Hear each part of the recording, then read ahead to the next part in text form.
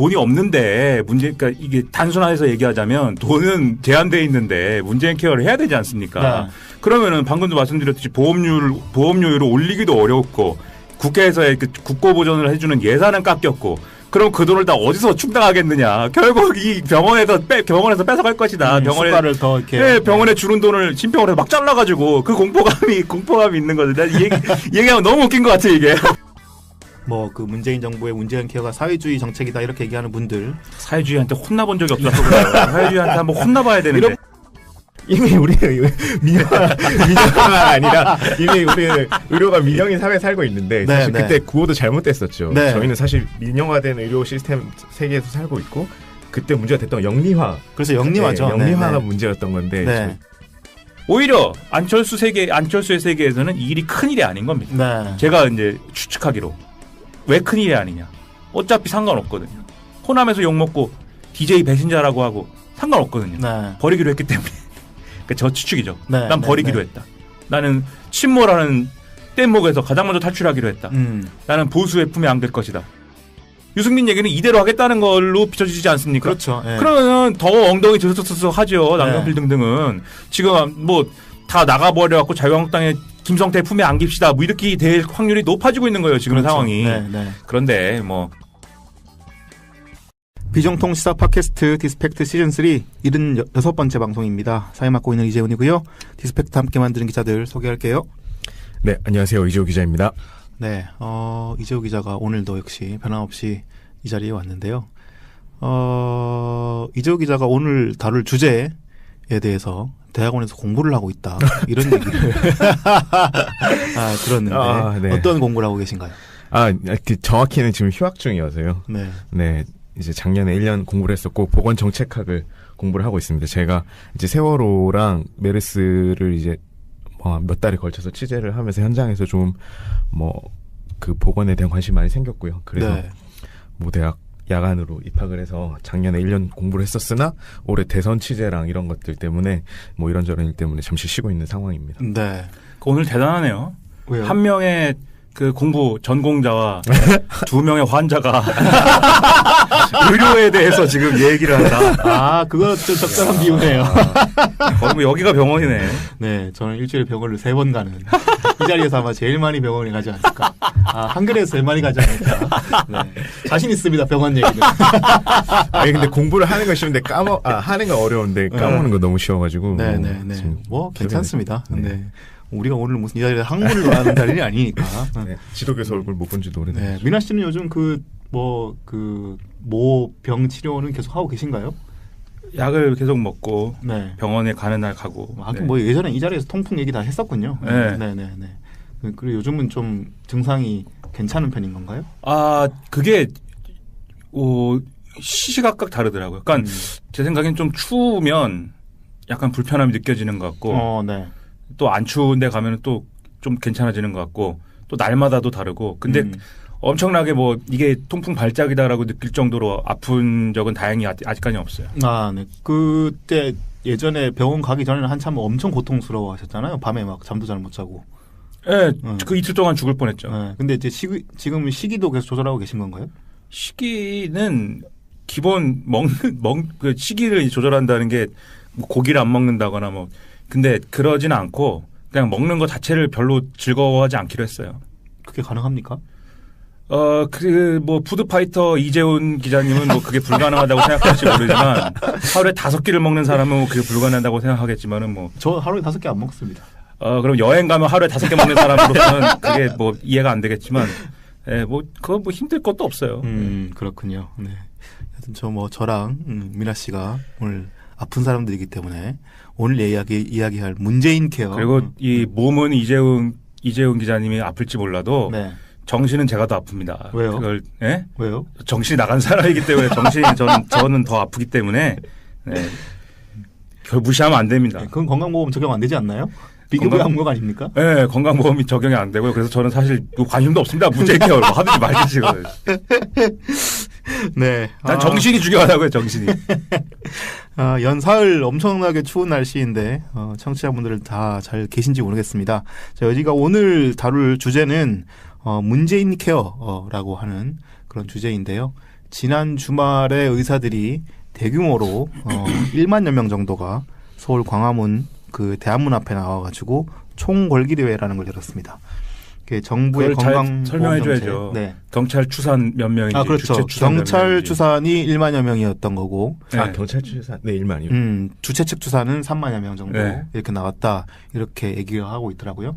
3만 명이 나왔는데 1만 명이라고 합니까? 아, 죄송합니다. 이게 아무래도 주최 측 추산보다는 경찰 추산이 좀 더 맞지 않을까라는 생각을 하는 건데. 우리 옛날에 운동권도 집회 신고할 때 무조건 10만 명이라고. 일단 질러놓고 보는 거죠. 네, 그래놓고 100명 오고. 의사들 집회에서도 사전에 그 예고됐던 거는 10만 명 온다고 예고를 했었어요. 네, 막 신고하고 그 경찰이 웃어요 가면. 무슨 말씀하시냐고. 그냥 10만 명으로 받아들여요? 그렇게. 네, 그렇게 그 문재인 케어 전면 철회를 요구하고 나섰는데요. 네, 이들의 주장을 이렇게 기본적인 것만 보면 건강보험의 비급여 항목, 즉 건강보험에서 그 치료비를 내주지 않는 항목을 없애고 모든 항목의 치료비를 내주는 상황이 되면 건강보험 재정이 파탄이 난다. 그 생색내기 의료 정책으로는 국민 건강이 뭉개질 수밖에 없다. 뭐 이렇게 주장을 하고 나섰습니다. 오늘 디스펙트에서는 이 문제의 문재인 케어가 과연 무엇이고 그 의사들의 주장은 어떻게 봐야 되는지 분석을 해볼까 합니다. 그리고 아울러서 문재인 케어가 발표된 게 지난 8월인데요. 그 문재인 대통령이 직접 그 서울 성모병원에서 발표를 했는데 의사들이 왜 이제야 문제 제기를 하고 나선 건지 이거에 대해서도 한번 이야기를 전해드리도록 하겠습니다. 후반부에 디스펙트 속 소코너 김민아 여의도 동물원에서는 자유한국당 원내대표 선거 결과가 나왔죠. 그 선거 결과 분석이랑 국민의당 박주원 최고위원이 김대중 전 대통령의 비자금 의혹 제보 사건에 지금 휘말려 있는 상황입니다. 그 내용도 간단히 정리를 해드리도록 하겠습니다. 네, 먼저 의사들의 지난 주말 집회 이야기부터 정리를 하겠는데요. 어떤 상황으로 집회를 했고 뭘 요구했는지 이재호 기자가 정리를 좀 해주시죠. 네, 대한의사협회 국민건강수호 비상대책위원회 소속 의사들이었는데요. 경찰 추산 1만 명, 아까 말씀하셨죠. 주최 측 추산 3만 명이 서울 대한문 앞에 모여서 국민건강수호 전국의사 총궐기 대회를 열었습니다. 네. 현장에는 의사들뿐만 아니라 의과대학 소속 대학생들도 눈에 띄었는데요. 이들은 엉터리 사회주의 정책, 문재인 케어는 청년 망하게 하는 문케어, 뭉개는 케어라고 하면서 목소리를 높였는데요. 네.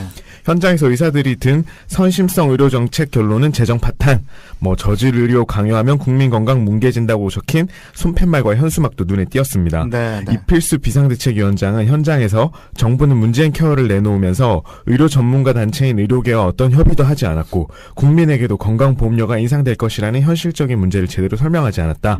비급여의 전면급여화 시행보다 더 시급한 문제는 현재의 저수가 저급여를 정상화하고 소신진료를 위한 심사평가 체계를 구축해 건보공단을 개혁하는 등 왜곡된 의료 체계를 개선하는 것이라고 목소리를 높였습니다. 네. 실질적으로 이렇게 이야기를 한 건데 구체적으로는 어떤 요구사항이었던 건지는 일단 문재인 케어가 무엇인지부터 한번 정리를 하고 후반부에 자세하게 좀 설명을 해드리도록 하겠습니다. 문재인 케어가 이름이 왜 문재인 케어예요? 이름이. 난 그거부터 설명해줘. 그 오바마 케어에 견주어서 그렇게 얘기하는 거잖아요. 오바마 케어는 왜 오바마 케어예요? 그럼? 그거 님이 설명해 주세요. 제가 뭐라고 그런 걸 설명하는 거 전공하신 분도 있는데 제가 어떻게 그런 걸 설명을 하고. 네. 아니 제가 알기로는 미국에 이제 제도가 있다는 거죠.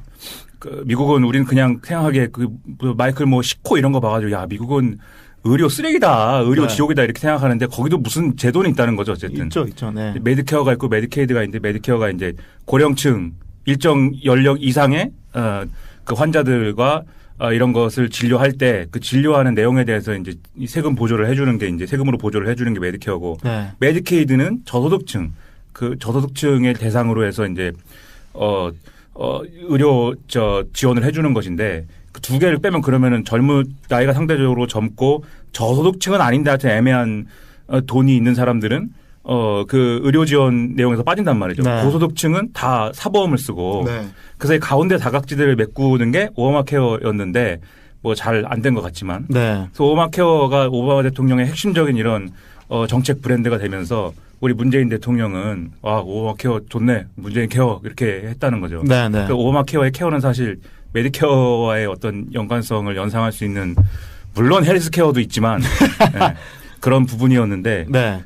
그래서 사실 문재인 케어라는 이름은 장명은 사실 좀 뭐랄까 너무 엘리트주의적인 거 아니냐 이런 생각을 저는 했던 거예요. 왜냐하면 그래요? 이게 네. 미국물 먹은 적재 같기 때문에 기분이 별로 그렇게 좋진 않아요. 아, 근데 이제 오바마 케어라고 하는 것들을 이제 보도에서 많이 보셨기 때문에 이게 뭐 잘 알리려고 한 거죠. 네, 길게 제가 시비를 걸자는 건 아니고. 네네네. 네. 길게 뭐 건강보험 관련된 무슨 정책 이렇게 설명하는 것보다는 뭐 우리가 이제 청탁금지법을 그냥 김영란법이라고 대충 이렇게 사람들이 알고 있듯이 뭔가 하나에 좀 이름을 붙여가지고 만들면 이렇게 쉽게 인식하기 좋기 때문에 아마 그렇게 문재인 케어라고 부르지 않나 이런 생각이 드는데요. 오바마 대통령이 당시에 굉장히 이제 보건복지 모델을 보험 모델을 의료 서비스 모델을 구축하는데 굉장히 노력을 기울였고요. 네. 실제로 퇴임 직전인 한 2주 전에 자기가 보건의료 논문을 써서 게재를 하기도 해서 주목을 받았었습니다. 네네네. 그래서 일단 그 오바마 케어 이거 가서 신청을 해야 되는데 홈페이지 다운돼가지고 욕 먹고. 네. 너무 슬프잖아요. 홈페이지를 잘 만들어야지. 그리고 다운돼. 오바마 대통령 임기 내내 대체로 공화당이 이제 의회를 장악한 상황이 많았기 때문에 그 의회를 통과해서 예산을 배정받기가 상당히 힘들었던 그런 상황이었고 계속 그래서 오바마 케어가 애초 계획보다 후퇴하는 모습들을 많이 보이기도 했고 했던 그런 어려움들을 겪었습니다. 그래서 이제 이번 문재인 케어 같은 경우는 지난 8월에 발표가 된 상황에서 당시에는 뭐 크게 그렇게 논란이 일지는 않았었는데 이번에 의사들의 총궐기가 일어나면서 지난 일주일 동안 여러 언론에서 또 뭐 여러 방송에서 논란이 일었습니다. 일단 문재인 케어 구체적인 내용 어떤 건지 설명을 하고 시작하겠습니다. 네, 지난 8월 9일 서울 가톨릭대 서울 성모병원을 방문한 자리에서 발표를 했었는데요. 네. 그 제목은 건강보험 보장성 강화 대책이라는 이름의 이제 발표문이었습니다. 문 대통령은 이 자리에서 국민이 아픈데 지켜주지 못하는 나라, 의료비 부담으로 가게가 파탄나는 나라, 환자가 생기면 가족 전체가 함께 고통받는 나라, 이건 나라다운 나라가 아니다며 건강보험 하나로 큰 걱정 없이 치료받고 건강을 되찾을 수 있도록 건강보험의 보장성을 획기적으로 높이겠다고 밝혔습니다. 네, 오바마 케어의 견줘서 문재인 케어로 불렸던 이 대책의 핵심은 국민의 의료비 상승 주범으로 지목된 비급여 진료를 획기적으로 줄이자는 내용이었고요. 그리고 여기서 비급여 진료라 하면 앞서 말씀드렸듯이 의료 치료비에서 건강보험의 혜택을 받을 수 없는 치료를 말합니다. 네. 그러니까 환자가 전액을 부담하는 치료비인 거죠. 네. 문재인 케어에서는 미용이나 성형수술 제외한 모든 비급여 항목에 건강보험이 적용이 됩니다. MRI 그리고 로봇수술, 인실, 고가 인실 입원료죠. 그러니까 고가 항암제 등 그동안 환자가 전액 치료비를 지급했던 비급여 진료 항목은 3,800개에 이르는데요. 네, 이게 지금은 3,800개인데 애초에 박정희 정부 때 도입할 때는 비급여 항목이 한 10개 정도밖에 안 됐다고 맞습니다. 해요. 근데 네. 이게 거의 지금 40년 정도 지나면서 차츰차츰 물론 이제 의료기술도 발달했기 때문에 여러 새로운 신기술들이 생겼겠지만 그 와중에 하나씩 비급여 항목이 늘어나면서 지금은 이제 3,800개에 이르는 그런 상황이 됐습니다. 네, 문재인 케어는 이제 여기에 대해서 환자의 부담을 전체 비용의 50에서 90%로 차등 부담하게 하는 방식으로 단계적인 건강보험 적용을 추진할 방침입니다. 네, 그러니까 문재인 케어가 적용이 되어도 이 비급여 항목들의 환자들이 아예 돈을 내지 않는 건 아니고, 그러니까 예를 들어 어떤 부분은 90%까지 보전을 해주지만 어떤 부분은 50% 정도까지만 보전을 해줘서 절반 정도는 또 환자가 부담해야 되는 그런 상황도 있긴 합니다. 하지만 일단은 뭐 부담은 줄어들겠죠. 네, 이렇게 되면 대장암을 앓고 있지만 현재 건보 적용이 되지 않는 항암제가 듣지 않는 환자의 경우 한 해 약값이 4,590만 원에 이르지만 문재인 케어가 적용될 경우에는 30%만 내면 되기 때문에 1,380여만 원으로 부담이 줄게 됩니다. 네, 이게 암 같은 경우는 한국에 암 관련된 건강보험은 상당히 잘 되어 있다고 하는데요.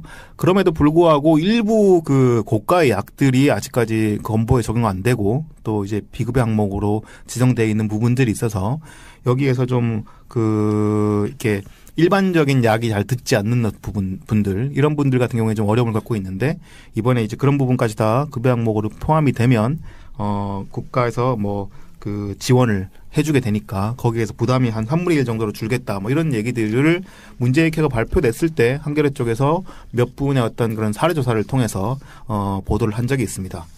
이런 식으로 이렇게 의료비 부담이 이제 줄어들게 되는 거고 또 여기에 더해서 여러분들 많이 아시겠지만 요즘 간병치료 관련된 간병비 그리고 이제 선택진료비, 특진비 그리고 상급 병실료 이런 것 같이 이제 3대 비급여라고 불리는 그런 그 비급여 항목이 있는데 이 부담도 좀 줄이기로 했다고 합니다. 그래서 지금은 특진을 받으면 추가로 15%에서 50% 진료비를 더 내야 되는데 내년부터는 완전히 이 특진비를 폐지할 예정이고요. 그리고 현재는 4인실까지만 적용되는 건강보험 그 병실 입원료 같은 경우에는 내년 하반기부터 2, 3인실까지 보험 적용을 확대할 예정입니다. 2019년부터는 중증 호흡기 질환이나 산모 등 의학적으로 1인실 입원이 필요한 경우에는 1인실임에도 불구하고 건강보험을 적용하는 그런 제도도 추진하기로 했습니다. 이게 제가 강변비는 저는 별로 그렇게 필요 없었던 상황인데 예전에 병원 세브란스 병원에 입원해서 이제 관련한 수술을 받을 일이 있었는데 미리 예약을 하고 갔음에도 불구하고 1인실밖에 없다고 얘기를 하더라고요. 그래서 얼마나 그럼 기다리면은 2인실이나 3인실 정도를 쓸 수 있느냐, 보험 적용이 되는, 아니면 4인실이나 6인실을 쓸 수 있느냐, 이런 얘기를 물어봤는데, 4인실이나 6인실을 쓰려고 하면 2달을 기다려야 된다는 거예요. 근데 2달은 저는 당시에 이제 기다릴 수 없는 상황이었어서, 그냥 1인실을 썼는데, 1인실을 쓰니까 거의 하루에 거의 55만 원인가? 그렇게 받더라고요. 그래서 엄청나게. 정규직 아니면 감당할 수 없는 금액이네요. 네, 엄청나게 큰 비용이어서 깜짝 놀랐던 적이 있고, 또 이 특진비 같은 경우도 이 대학병원, 종합병원에 가게 되면은 웬만한 교수님들은 다 특진비에 해당이 되는 거고, 그러니까 이제 막 의사생활을 시작한 분들이 아닐 경우에는 대체로 다 특진비를 받습니다. 그냥 무조건 내는 줄 알고 있어요, 그냥. 네, 그냥 내는 줄 알고 있고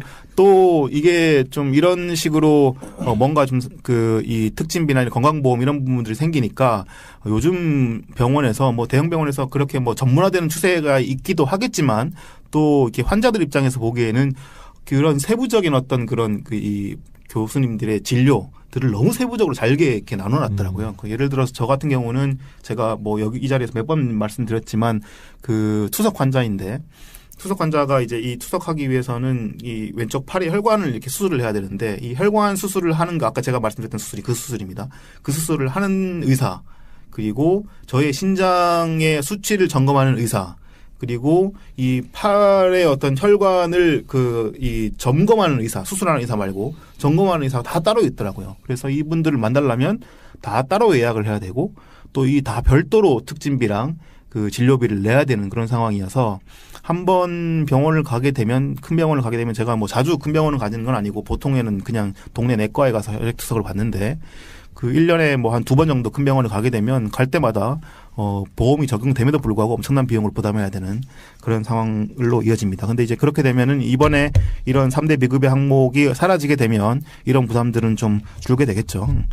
근데 이런 상황인데 이렇게 되려면은 아시다시피 예산이 많이 소요되게 됩니다.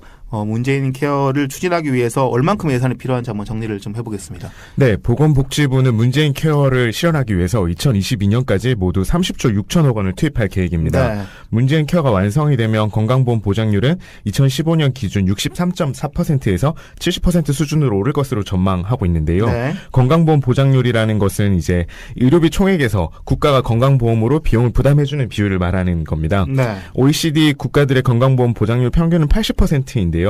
그러니까 전체 의료비 가운데 보험의 보장 비율을 뺀 환자가 부담하는 비율의 경우가 한국은 2014년 기준 36.8%니까 그러니까 OECD 평균치인 19.6%에 견져서 1.9배, 2배 가까이 됩니다. 네. OECD 국가에 견져서 한국의 환자들이 부담하는 의료비가 높은 건데요. 문재인 케어의 목표인 건강보험 보장률 70%가 완성돼도 환자 부담 비율은 여전히 30%에 그치기 때문에 OECD 평균치는 여전히 못 미치는 수준이라고 볼 수 있습니다. 네, 그러니까 이 OECD 국가들 같은 경우는 전체 의료비 총액에서 국가가 건강보험으로 부담하는 그런 돈의 비율이 80%라는 거고요. 근데 한국은 2015년 현재 63.4%밖에 안 되니까 절반보다 조금 더 많이 국가가 부담하고 나머지 거의 40%에 가까운 비율은 환자가 부담한다. 이런 얘기가 되는 거고요.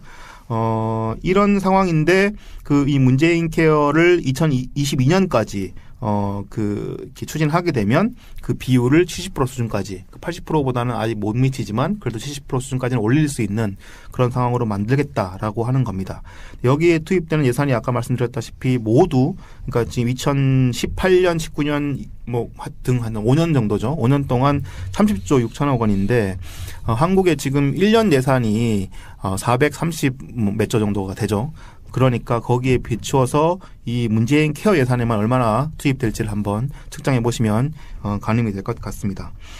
지난주에 근데 저희가 잠깐 설명을 해드렸었는데 그런데도 불구하고 이렇게 30조 원을 넘게 5년 동안 쏟아부어도 여전히 OECD 기준의 평균에 한참 못 미치는 수준임에도 불구하고 최근에 정부 예산안에서 이 문재인 케어 관련된 국고 지원액 예산이 정부안보다 삭감됐다고 합니다. 그죠? 네, 그 내용을 한번 소개해 주시죠. 네, 맞습니다. 내년도 예산 정부안에 5조 4,201억 원으로 예정돼 있던 건강보험 가입자 국고 지원액이 국회 예산 심사를 거치면서 2,200억 원, 그러니까 4%가 줄어서 5조 2,001억 원으로 확정이 됐습니다. 네. 이렇게 되면 건강보험 수입이 53조 3,209억 원일 것으로 예상했을 때 정부가 내주는 돈이 9.8%에 그치게 돼서 법정 기준이 14%를 크게 밑돌게 됩니다. 국고 지원율이 10% 아래로 떨어진 거는 건강보험 국고 지원이 법에 명문화된 2006년 이후 처음인데요. 매년 정부는 국민건강보험법 108조에 따라 국민건강보험료 예상 수입의 20%를 국고로 지원해야 합니다. 네. 일반 회계로 14%, 건강보험 증진기금 6%를 지원하도록 규정돼 있기 때문인데요. 네. 이 법률 자체를 어기는 것도 모자라 애초 정해진 비율의 절반도 못 지키게 된 상황입니다. 네. 그러니까 이거는 뭐냐면 건강보험을 저희가 보통 이제 직장인들이랑 뭐 또 지역보험에 가입하신 분들 이런 분들이 이렇게 돈을 내서 그 건강보험을 유지할 수 있는 그 건강보험금을 마련하잖아요. 근데 여기에서 이제 국고 그러니까 예산으로 그러니까 세금으로 일부를 지원하는 비율이 있습니다. 그 비율을 바로 이렇게 아까 말씀드렸던 그 이 국고 지원율이라고 하는 건데 이게 우리 그 국민건강보험법으로는 만약에 국민들이 바로 건강보험료를 만약에 뭐 80을 내면 국가가 세금에서 20을 보전해주는 그런 방식으로 이렇게 하도록 규정이 되어 있는데 이제 한 번도 이게 지켜진 적이 없습니다.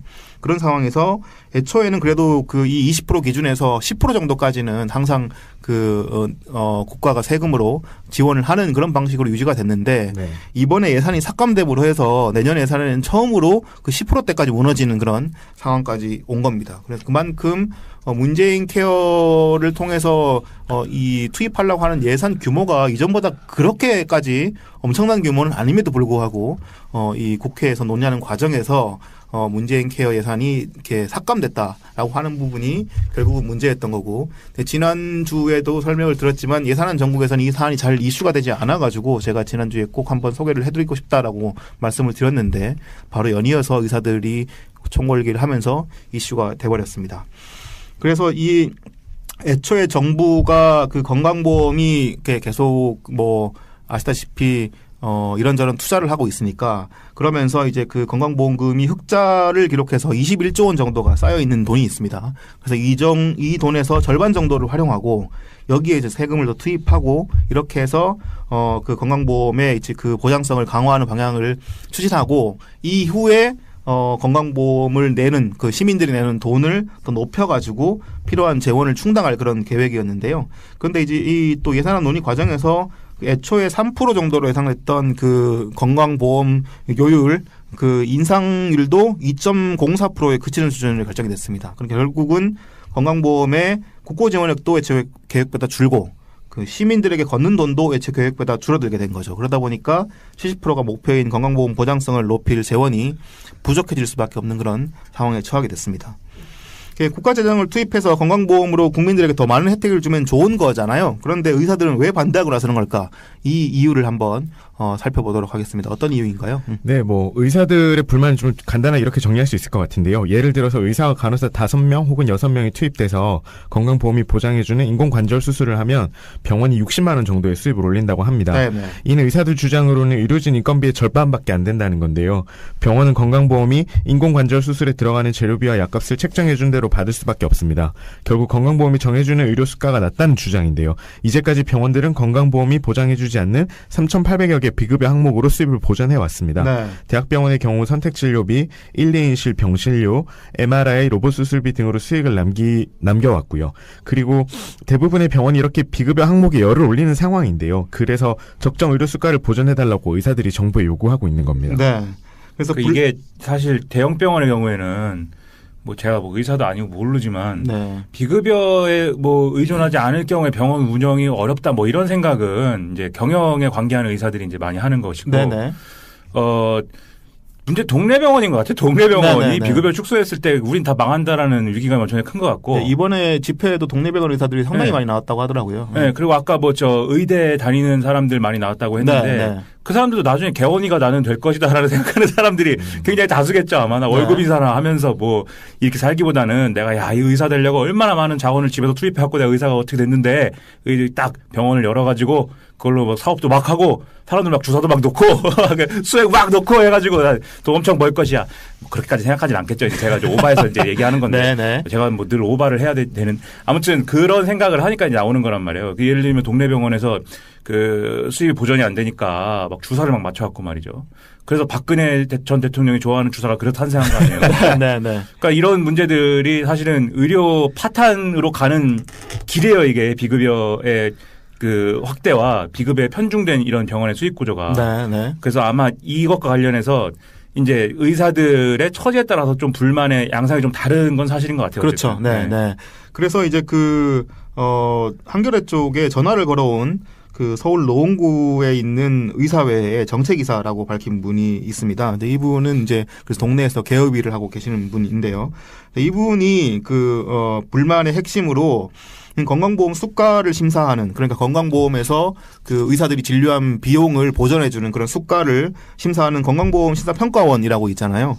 여기에 대한 불만에 대해서 얘기를 하더라고요. 그 의사들이 이분의 말을 들어보면 의사들이 국가의 건강보험 보장률을 높이는 정책 자체를 반대하는 건 아니다. 근데 비급여 항목을 건강보험 급여로 옮기게 되면 국가에서 원가 100원짜리 검사에 60원이나 70원 정도만 지급하고 나머지는 의사들에게 너네가 부담해라 뭐 이렇게 강요하는 일이 발생하는데 2011년도에도 위암이나 식도암, 대장암 등을 조기에 진단하고 시술하는 그런 비급여 항목 검사를 일본에서 수입해서 기계를 수입해서 가지고 들어왔는데 이게 급여 항목으로 바뀌면서 건강보험 심사평가원이 원래 30만 원에서 40만 원 하는 그런 검사 원가를 보전해 주지 않고 9만 5천 원으로 이렇게 이 가격을 맞춰버리면서 그 당시에 이제 그 예정됐던 수술이 연기되고 하는 문제들이 발생했다. 이런 얘기를 하더라고요. 그러면서 마지막으로 재원이 한정되어 있기 때문에 단계적인 로드맵이 필요한데 일방적으로 밀어붙이면서 의사들에게 일방적인 희생을 강요하고 있다. 이렇게 주장을 했습니다. 심평원 얘기하면 의사들이 엄청 그런 얘기 많이 하는데 그러니까 이게 심평원 예를 들면은 뭐 밑에도 뭐 얘기할 것 같은데 어떤 의사들의 어떤 전문성에 대한 침해 뭐 이런 워딩으로 많이 얘기를 하는데 네. 실질적으로 일선에서 그런 뭐 내 전문성이 침해서 너무 화가 나 뭐 이런 것보다는 내가 치료를 했는데 예를 들면 어떤 저 같은 사람에게 뭐 저의 배를 열고 뭐 이것도 하고 저것도 하고 치료를 했는데 이제 나중에 이제 그 내가 치료를 한 비용에 대해서 건강보험에서 그러면은 이 병원 차원에서 보조를 해주세요라고 심평원에 이제 그 진료기록 제출을 하면 심평원이 그것을 원래 보장해 주기로 돼 있는 만큼도 보장 안 해준다. 네. 그러면 어떤 현상이 일어나냐면 내가 그럼 치료를 잘못한 사람이 되는 거잖아요. 그 하지 않아도 될 치료를 한 것이고 네. 그 하지 않아도 될 치료를 해서 병원에 손해를 입힌 사람이 된단 말이죠. 그러면 뭐가 되냐면 내가 저성과자가 되는 거예요. 그 내가 이국종이 된다고요. 갑자기 네. 이국종 아주 위대한 아주대 이국종 교수가 막 외상센터 이런 걸 해가지고 어려운 사람들을 내가 막 최선을 다해 진료를 했는데 나는 병원에 손해나 입히는 사람이었고 네. 병원장에 가갖고 혼났다 뭐 이 얘기를 지금 하고 다니는 거 아니에요. 네네네. 사실 그게 일리가 있는 얘기인 게 뭐 그 최선을 다했느냐에 대한 어떤 판단은 논외로 하더라도 어쨌든 간에 자기 수준에서는 그게 최선이라고 생각을 했음에도 불구하고 나는 병원장한테 욕이나 먹고 뭐 이런단 말이죠. 그러니까 그 단순화해서 얘기를 하자면. 네. 그래서 사실 이국종 교수 같은 사람을 의료계가 지금까지 미워하는 줄 알았는데 그 병원에 손해나 입히는 양반에 대해서 미워하는 줄 알았는데 이번에 이국종 교수 문제 터지고 나서 병원들이 일제히 다 야 이런 훌륭하신 분을 탄압하는 이 나빠요 의료 체계가 이러면서 이국종 만세를 다 외친 거 아니에요? 네. 그 사실 그렇게 되는 과정이라는 게 이 심평원에 대한 불만이 잠복해 있는 그런 것 같더라고요. 네. 그리고 저희가 이 의사 선생님께서 말씀하신 내용 중에 이제 100원짜리 검사에서 60원, 70원 정도만 지급한다는 내용의 역사적인 맥락을 좀 봐야 되는데요. 네. 저희가 이제 건강보험을 77년에 할 때 박정희 대통령 유신 정권 하에서 시도를 했었습니다. 근데 이제 처음 건강보험 도입 논의가 됐던 거는 지금 72년인 걸로 알려져 있어요. 7.4 남북공동성명을 앞두고 이제 그 당시 이후락 정보부장이 북한을 갔다 왔는데 이제 박정희 대통령이 그런 보고를 했다고 합니다. 아니 북한은 우리가 다른 건 다 좀 괜찮은데 북한보다 보건의료 시스템이 많이 처져 있다. 네. 그리고 북한은 특히 저희가 그 당시에 이제 출산하다가 돌아가시는 분들이 많았다고 해요. 뭐 네. 공만병원이 시설 지금도 잘 안 갖춰져 있는데 그 당시에 이제 문제가 많다 보니까 그리고 72년에 무슨 사고가 터지냐면 동아일보 제가 자료를 찾아봤더니 8명이 이제 구속영장을 청구하는데 경찰이 응급의료를 거부한 겁니다. 네, 그런 사건이 발생하면서 이제 그 당시 뭐 전태일 열사 또 분신 사건 이후에 국민 여론도 나빠져 있고 이런 상황에서 뭔가 이제 당근을 줘야 할 타이밍이 되다 보니까 박정희 대통령이 이제 강한 의지를 갖고 77년 딱 7월 못을 받고 이제 국민건강보험 이걸 출범을 시키게 되는데 이제 국민들에게 끌어올 수 있는 돈 그리고 정부 재정이 허락하지 않다 보니까 의사들에게 수가를 60, 70 이제 그 전체 수가의 할인을 30% 정도로 할인된 가격으로 제시를 한 겁니다. 물론 의사들은 네. 받아들이지 않았고요. 네. 그 상황에서 이제 협의를 하는 과정에서 사실 유신이다 보니까 안 받아들이면 혼나죠. 혼나지 그걸. 안 받아들이면 바로 남산으로 끌려가죠. 어디 정부 실책에 어디 불만을 품고 이것들이 그냥 마음먹으면 할 수 있는 거죠. 이제 네. 할 수 있는 건데 이제 그렇게까지는 하지 않았고요. 이제 대통령이랑 그 당시 이후락 보사부 장관이 이제 논의를 해서 결정 내렸던 사항은 어쨌든 우리가 건강보험을 함으로써 이제 그 수요가 늘어날 것이다. 그거에 네. 수요가 늘어나는 부분이 있을 것이고 그리고 아까 말씀하신 비급여 항목이라든지 이런 부분을 통해서 일단은 가자. 그리고 전국민 건강보험 우리가 좀 하자. 그 당시에 이제 일본은 38년 정도가 걸렸다고 하는데요. 네. 건강보험 그 체제를 자리 잡기까지가 한국은 어쨌든 그렇게 출발해서 30년 안에 자리를 잡는 걸 목표로 했고 실제로 이제 저희가 단기간에 이렇게 성과하는 건 잘하지 않습니까? 그렇죠. 12년 만에 전국민 건강보험을 우리 그 그렇게 최고죠. 밀어붙여서 일단 하는데 그 과정에서 이제 스타크래프트 보세요. 그 급여율이라든지 이런 거는 아직 전혀 수정이 되지 않은 거고요. 네. 그러다 보니까 이제 의사 선생님들은 그런 부분에 대한 피해 의식이 아직까지 있는 상황입니다. 네, 그러니까 그런- 애초부터 시작할 때 타협하는 체제를 시작했기 때문에 맞습니다. 그 타협하는 시스템이 지금까지 여전히 남아 있는 상황이라는 건데 그래서 뭐 일부에서 뭐 특히 한국일보가 그렇게 많이 썼던데 뭐 밥그릇 지키기 타사를 지금 디스하는 거예요 지금? 아니 뭐 그 타사가 잘못 쓰면 뭐 얘기할 수도 있는 거죠. 오, 네, 이재훈의 도전. 네. 한국일보에 대한 이재훈의 도전. 한국일보 기자는 근데 안 듣지 않을까요?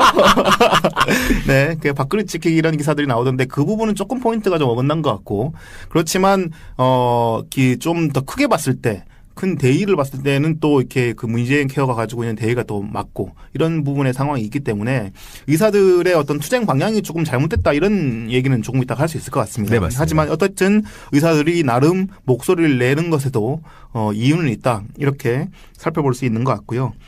그런 부분에서 그 뭐 지적들이 나오는 것들이 뭐 의료계 내부에서 대형 병원이랑 동네 병원의 격차 이런 것들 아까 이제 김민아 씨가 얘기했던 그런 부분이 상당히 크게 있고 또 전문의 과목이 상당히 편중되어 있고 뭐 또 병원이 도시에 모두 집중되어 있고 이런 현상들이 심각한 문제가 있는 거잖아요. 또 가장 큰 문제는 뭐 후반부에도 말씀을 드리겠지만 결국 한국의 공공의료 체계가 너무 비율이 낮다는 것. 그러니까 공공병원이 별로 없고 대부분 다 사설병원이기 때문에 이런 상황으로 사설병원들은 대부분 이익 보전에 더 집중할 수밖에 없으니까 그런 상황을 어떻게든 좀 더 큰 틀에서 이렇게 전환시켜야 된다. 이런 생각들은 할 수 있는 건데 여하튼 그럼에도 불구하고 의사들의 목소리에 대해서 문재인 대통령도 기본적인 문제의식은 동감하고 있다 이렇게 얘기를 했습니다. 어떤 얘기를 했나요? 네, 뭐 이런 역사적 맥락에 대한 이해도 분명히 있을 것이고요. 그러다 보니까 문재인 대통령은 지난 11일 대통령이 주재한 수석보좌관 회의에서 의사들의 염려는 충분히 이해할 수 있는 일이다. 그리고 의료수가 체계 개선에 관한 의료계의 목소리를 기울이겠다. 건강보험 보장성을 강화하면서 의료수가 체계도 합리적으로 개선하겠다는 게 정부의 방침이다. 의료수가 개선을 전제로 한 건강보험 보장성 강화는 의료계가 앞서 주장해야 해왔던 내용이며 그런 만큼 의료계에서도 지혜를 모아달라 이렇게 요청을 했습니다. 네. 네, 이런 상황인데 그래서 제가 계속 말씀드린 거는 의사들의 어떤 투쟁 방향이 좀 잘못됐다라고 하는 부분에서 이야기를 나눌 거는 결국은 이 문제를 의사들 주장대로 비급여 항목을 계속 유지하면서 덮고 가겠다라고 하는 거는 아무래도 원발의 오줌 누기가 될 수밖에 없는 상황인데요. 이 문제들이 결국 그 건강보험심사평가원의 급여 항목 관리 문제가 결국 핵심이라고 아까 말씀드리지 않았습니까? 네. 그런 부분에서 뭐 아까 이제 미나 씨가 말씀하신 전문성 부분이 좀 아니고 다른 부분에 있다고도 하지만 일부분에서는 또 뭐 의사들의 전문성이랑 자율성 이런 것들이 그 얘기예요. 네. 네네네. 제대로 보장되지 않는 그런 심평원의 심사 기준. 내가 잘했는데 네네. 심평원이 가격을 깎아버리는 바람에 그러니까요. 나는 네. 욕을 먹게 된다. 네네네. 그리고 급여 항목의 부적절한 수가 수준 뭐 이런 부분도 문제이긴 한데 또 넓게는 그 의사들의 진단과 치료가 이제 누구한테 일일이 심사를 받는다는 건데 그 심사를 받는 것도 누가 심사하는지 모른다는 거죠. 네. 그러니까 누가 심사합니까? 심평원이 심사하지. 심평원이 하는데 심평원에서 어떤 전문성을 가진 어떤 사람이 하는지를 모르다 보니까 심평원 심사직이 하지요. 근데 네. 이것도 그러면 심평원이 그러면 악의 축이냐? 네.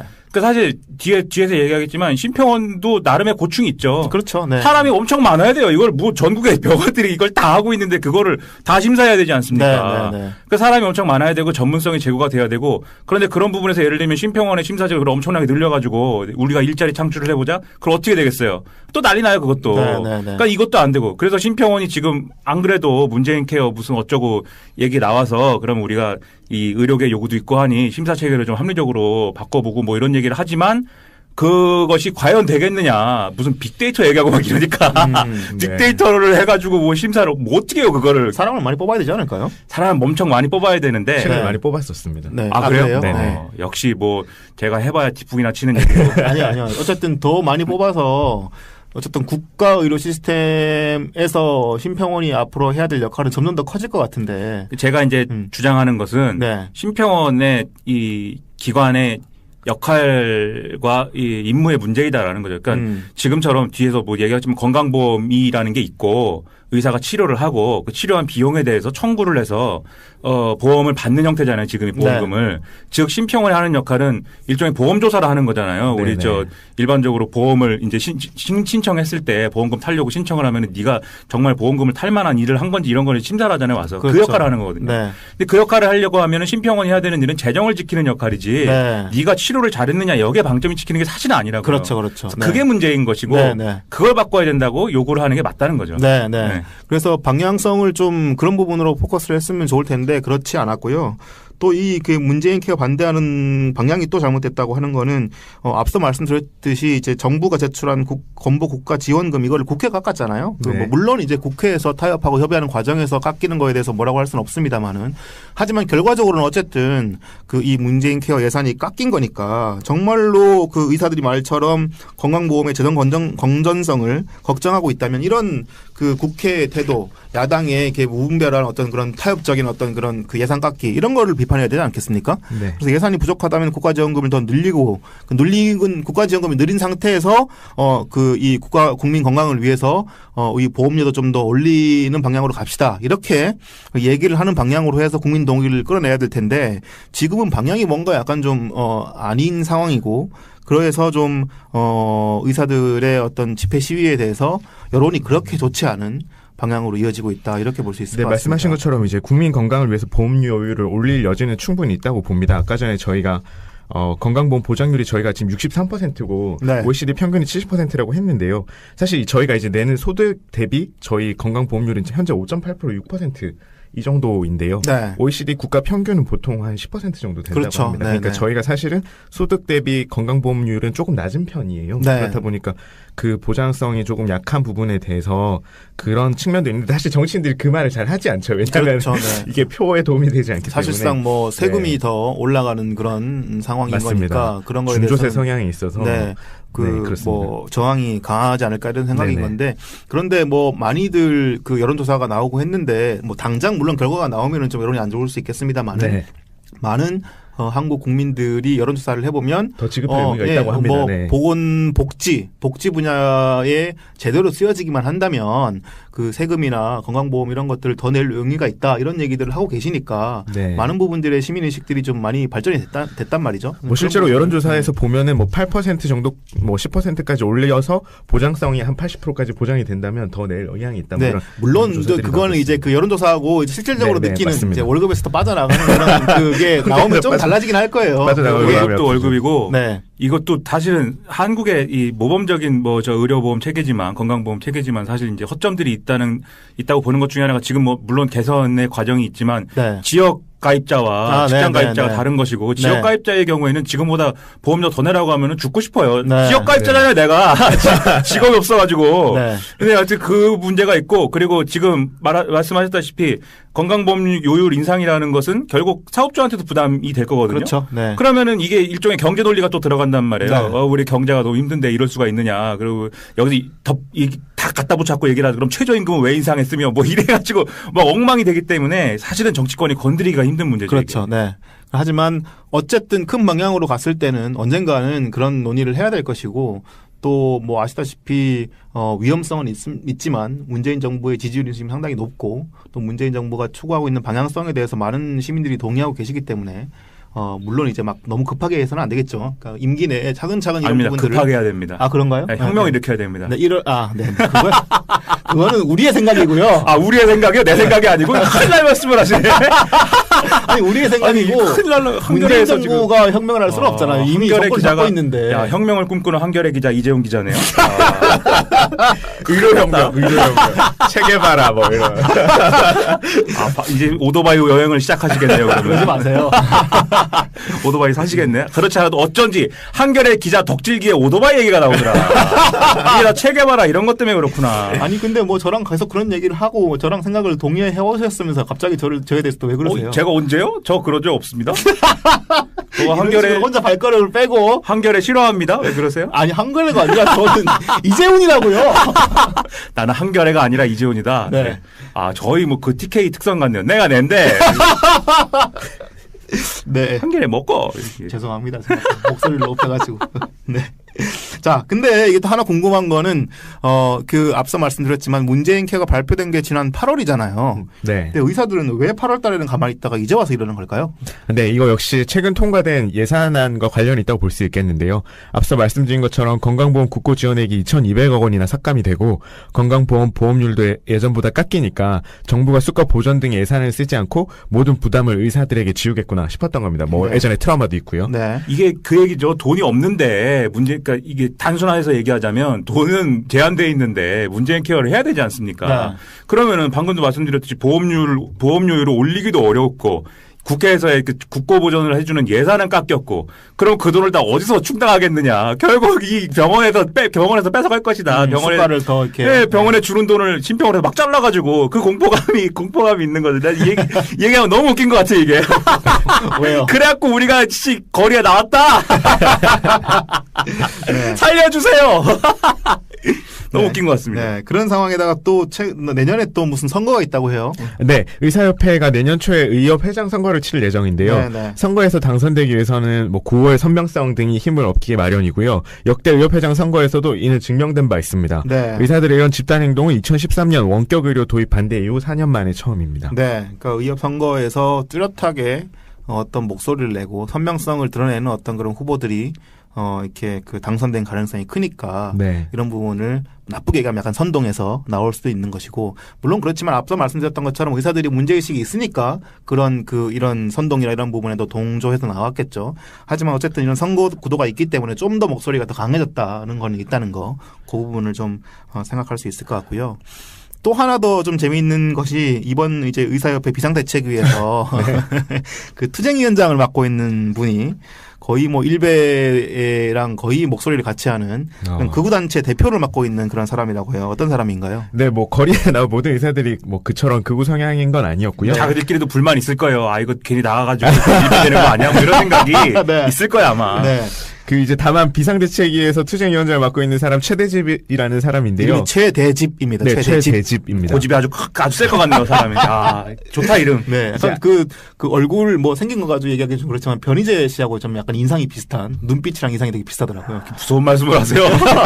아유, 무서워. 아유. 네, 네, 안산 쪽 개업의인 최대집 씨는 극우 단체인 자유통일해방군이라는 단체 상임대표를 맡고 있습니다. 해방한답니다. 야, 해방. 군 사령관이시구나. 혁명군이네요. 혁명군. 네, 네. 야, 멋있다. 유튜브 방송에서 직접 자유통일해방군이라는 단체에 대해 우리 자유통일해방군은 지난 탄핵 사태에서 그리고 비정상적인 대선 전국을 거치면서 정말 이대로는 안 되겠다는 자각을 가진 생활인들이 광장과 거리로 나와서 불법적인 사기 음모 탄핵은 안 되겠다는 신념을 가지고 지난 혹한의 시기에 수많은 태극기 집회에 참가하면서 뜻을 같이 탄생한 단체 이렇게 소개를 하고 있습니다. 네, 태극기 부대라는 얘기입니다. 네. 태극기 부대로 계속 현장에 집회 나와서 애국자셔. 네, 열심히 발언도 많이 하셨고 네. 박근혜 대통령이 이렇게 인권 탄압을 받고 있다고 주장하기도 하고 아주 목소리를 그렇게 내셨던 분인데 이분이 지금 안산 쪽에서 의원을 이렇게 병원을 개업해서 의사를 하고 계신 분입니다. 그리고 2015년에는 아까 제가 말씀드렸던 변희재 씨랑 같이 또 신혜식이라고 하는 독립신문 대표가 있습니다. 이분이랑 같이 그 구구 팟캐스트인 신의 한수라고 하는데 출연해가지고 뭐 얘기하기도 했고 뭐 거의 유튜브를 통해서 일군의 팬층을 형성하고 있는 것 같고요. 그러면서 계속 좀 이렇게 정말 좀 오른쪽 끝에 있는 파시즘적인 그런 발언을 하시는 그런 분입니다. 근데 이런 분이 왜 의사협회 투쟁위원장이 됐는지도 상당히 궁금하고 의사협회 차원에서도 전략 실패가 아닐까 싶기도 해요. 이게 뭐 일베 수준이라고 하는 얘기들이 벌써 이렇게 커뮤니티나 이런 데 보면은 아무 그냥 이분에 대한 궁금증이 없어요. 그냥 일베가 의사협회 비상대책위의 대표라면 이렇게 지금 얘기하는 얘기들이 막 돌고 있더란 말이죠. 뭐 커뮤니티도 그렇고 뭐 SNS도 그렇고 어디 뭐 이런 의사협회 관련된 기사만 나오면 거기 댓글에도 보면 야 일베가 대표인 놈들아 막 이렇게 막 욕이 있고 이런 상황이면은 의사협회나 아니면 의사들이 얘기하는 어떤 그런 저희가 아까 얘기했던 그런 기본적인 어떤 불만들이 있다 하더라도 이게 전달이 안 되죠. 근데 왜 이런 사람을 내세웠는지 너무 정말 궁금합니다. 우려가 됩니다. 이게 의사협회 같은 경우는 정말 힘이 좀 있는 단체거든요. 특히 이제 협회의 중요한 건 협회비지 않습니까? 이게 의사들이 내는 협회비가 만만치가 않습니다. 네. 그리고 협회장이 운영하는 돈이 굉장히 많은 걸로 알려져 있고 사실 근데 일각에서는 의사들이 좀 볼멘 목소리가 나오는 게 너무 회계 과정이 투명하지 않고 네. 뭐 이렇게 판공비, 거마비 뭐 이렇게 너무 많이 쓴다 이런 이제 불만도 나오는데요. 뭐 이런 자리에 만약에 이런 분들이 가게 된다면 정말 위험하지 않을까. 물론 그런 일은 이렇게 일어날 확률이 적다고 저는 생각하고 있습니다. 비대위에 보니까 비대위 지도부들이 최대 투쟁위원장이랑 또 뭐 다른 분들의 어떤 성향을 가지고 있는지 자세하게 살펴보지는 네. 않았습니다만은 대체로 비슷한 어떤 생각들을 공유하고 있는 분들인 것 같고 또 현장에 있는 이렇게 지난 토요일 그때 집회 때 한겨레 기자들이 현장에 나가서 봤는데 거기에 이제 그 의사들 말고 지금 이제 그 의대 다니고 있는 대학생들 네, 중에 네. 아까 이제 말씀드렸던 그런 문케어 얘기하면서 뭐 그 문재인 정부의 문재인 케어가 사회주의 정책이다 이렇게 얘기하는 분들 사회주의한테 혼나본 적이 없어서 그래요. 사회주의한테 한번 혼나봐야 되는데. 이런 분들도 정말 좀 뭔가 위험성이 있지 않나 싶기도 하고요. 네, 이런 상황이니까 보통 구도가 이렇게 되면 네. 뭔가 의협의 전임 집행부나 뭐 이런 사람들한테 불만이 내부에 뭐 팽배했거나 뭐 맞습니다. 이래가지고 네네. 그 반동 형성 때문에 이렇게 되는 경우가 많고 선거라는 게 늘 그렇습니다. 네, 네. 나중에 만약에 이게 이제 의협 선거에서 만약에 우리가 우려하는 방향으로 뭐 된다라고 했을 때 의협 선거에서 그렇게 투표한 사람들한테 물어보세요. 뭐라고 하나. 내가 뭐 일베여서 찍은 줄 아나 다 이렇게 얘기를 해요. 네, 일베가 네. 아닌데 그럼에도 이러저러한 이유 때문에 찍었다라고 얘기를 해요. 사실 그게 핵심이죠. 네, 네. 그래서 그 부분을 같이 봐야 되는데 이제 우리가 이제 욕을 할 때는 그냥 일베라고 시원하게 욕을 하고 그렇게 하는 게 기분은 좋지만 내용적으로 그렇지 않을 수 있다라는 거죠. 네, 네, 네. 그래서 그리고 특히 지금 거리에 나온 것도 이제는 문재인 케어를 뭐 안 하는 건 아닌데 하게 돼 있지 않습니까? 네. 근데 이후 국면은 어쨌든 아까도 말씀드린 병원이 우리가 호구가 되느냐 안 되느냐의 협상 국면이란 말이에요. 보건복지부가 그렇죠. 대화를 하러 나온다고 하고 뭘 어떤다고 하고. 그러니까 사실 여기서 한번 질러줘야 문재인 정부한테 한번 질러줘야 그게 협상 국면에서는 유리하다. 아마 이런 판단도 뒤에는 깔렸겠죠. 네. 그래서 이게 예전에 아까 이재호 기자가 4년 만에 나온 의사들의 대규모 집회다 이렇게 말씀을 하셨는데 그때는 이제 원격 진료 관련된 얘기였잖아요. 근데 그때만큼 그렇게 강력한 목소리를 내고 있는 같은 느낌이 아니다라는 네. 생각이 좀 들고요. 그래서 뭔가 실력 행사를 한번 보여주고 이제는 이제 어떤 집회나 아니면은 뭐 계속 원래 좀 이렇게 목소리를 계속 내세우려면 매주 집회에 나오고 막 이래야 되잖아요. 날씨가 추워요. 네. 그런 건 아닌 것 같고 한번 실력을 보여주고 그렇게 또 이슈화하는데 성공했잖아요. 그러면서 이제 이렇게 협상으로 하는 방향으로 가서 좀 이렇게 뭐 문제를 풀어가려고 하지 않는가 이런 생각이 들고 그렇기 때문에 오히려 8월 달에 바로 나온 게 아니라 또 이번에 이제 예산 구도를 보고 한번 전략적으로 이렇게 시기를 판단한 게 아닌가 네. 이런 생각이 들고 있죠. 왜냐하면 예산안이 그렇게 깎임으로 해서 문재인 정부의 문재인 케어 예산이 깎여서 뭔가 약간 좀 보건복지부가 위축되어 있는 상황이고 정부가 이 사안을 강력하게 추진하기가 약간 좀 그래지는 그런 상황일 때 자기네들의 목소리를 내서 실력 행사를 하게 되면 좀 목소리를 효과적으로 전달할 수 있지 않을까 이렇게 판단을 했던 것 같기도 해요. 지금 환자들만 얘기하고 있는데 전공자의 해설을 들어봐야 돼요. 그래도 지금 그러려서 물어보려고 합니다. 그래서 이 사안들 그러니까 우리 환자들이 억울해갖고 지금 떠들고 있는데 네, 전반적으로 보시기에 그 이재호 기자가 보시기에는 이 사안은 좀 어떻게 좀 보면 좋을까요? 이제까지 쭉 얘기를 하시긴 하셨습니다만은. 네. 이게 저희가 조금 문제가 그 큰 방향에서 아까 말씀하신 것처럼 영국 NHS라든지 전체 건강보험으로 가는 경우가 있을 거고 국가가 책임지는 경우가 있을 거고 미국처럼 민영화가 되는 경우가 있을 텐데요. 저희가 약간 사각지대에 놓여있지 않나 이런 생각이 듭니다. 그러니까 네. 제가 메르스를 취재할 때 보면서 조금 흥미로웠던 부분은 미국 같은 경우는 민간이라서 전혀 책임을 안 질 것 같다고 저희는 생각을 하고 있는데 그게 아니라 그 미국에 저희 이제 연수도 갔다 왔었는데요. 거기서 네트워크 병원이 이제 보험사와 계약을 하게 되고 그 과정에서 시민단체들이 이렇게 감시 활동을 하고 있습니다. 그러니까 흥미로운 부분은 메르스가 발생했을 때 저희는 병원에서 다 숨기지 않았습니까? 사실들을 다 숨기고 보건복지부도 의사협회 눈치를 보면서 병원명을 공개하지 못하고 막 이런 상황이 왔었는데 네. 미국 같은 경우는 특이하게도 그 CDC가 발표하기 전에 먼저 병원이 기자들을 불러서 브리핑을 합니다. 네. 우리 환자가 이런 전염병 환자가 들어왔고 이렇게 했다. 이제 그런 조치들이 다음 해에 그 보험사와 계약을 할 때 평가 항목으로 들어가 있습니다. 그러니까 그렇군요. 네. 철저하게 자본주의적인 시스템에서 이렇게 물샐 틈 없이 운영이 되는 상황이고요. 또 메르스를 나온 김에 이제 이야기를 들으면 영국 같은 경우는 그 연초에 하다 보니까 철저하게 그 국가가 책임을 지다 보니까 그 한 명의 의사가 이제 담당하는 환자들이 있습니다. 그 이제 메르스인지도 모르는 환자가 들어왔는데 약간 감염병 환자인 것 같고 그리고 나는 연초에 월급을 다 받았고 하니까 일단 격리시키고 본 겁니다. 그래서 메르스가 뭔지도 모르는 상황에서 영국은 퍼지지가 않는 그런 상황이 됐었죠. 그런데 그렇군요. 한국 네. 같은 경우는 조금 특이하게도 사각지대 그러니까 특히 우리 이번에 이국종 사태에서도 봤듯이 응급의료라든지 감염병이라든지 이런 부분 사실 머리가 아픈 부분은 양쪽에서 다 책임을 미루는 네. 그렇게 돼 있다 보니까 조금 지금 뭐 저희 공공의료가 항상 그렇게 위기에 놓여 있다라고 얘기가 나오는 게 어느 쪽도 책임지지 않는 사각지대에 놓여 있기 때문인 것 같습니다. 네, 그러니까 앞서도 말씀드렸지만 기본적으로 우리 그 건강보험 시스템이 그렇게 나쁘지는 않고요. 네.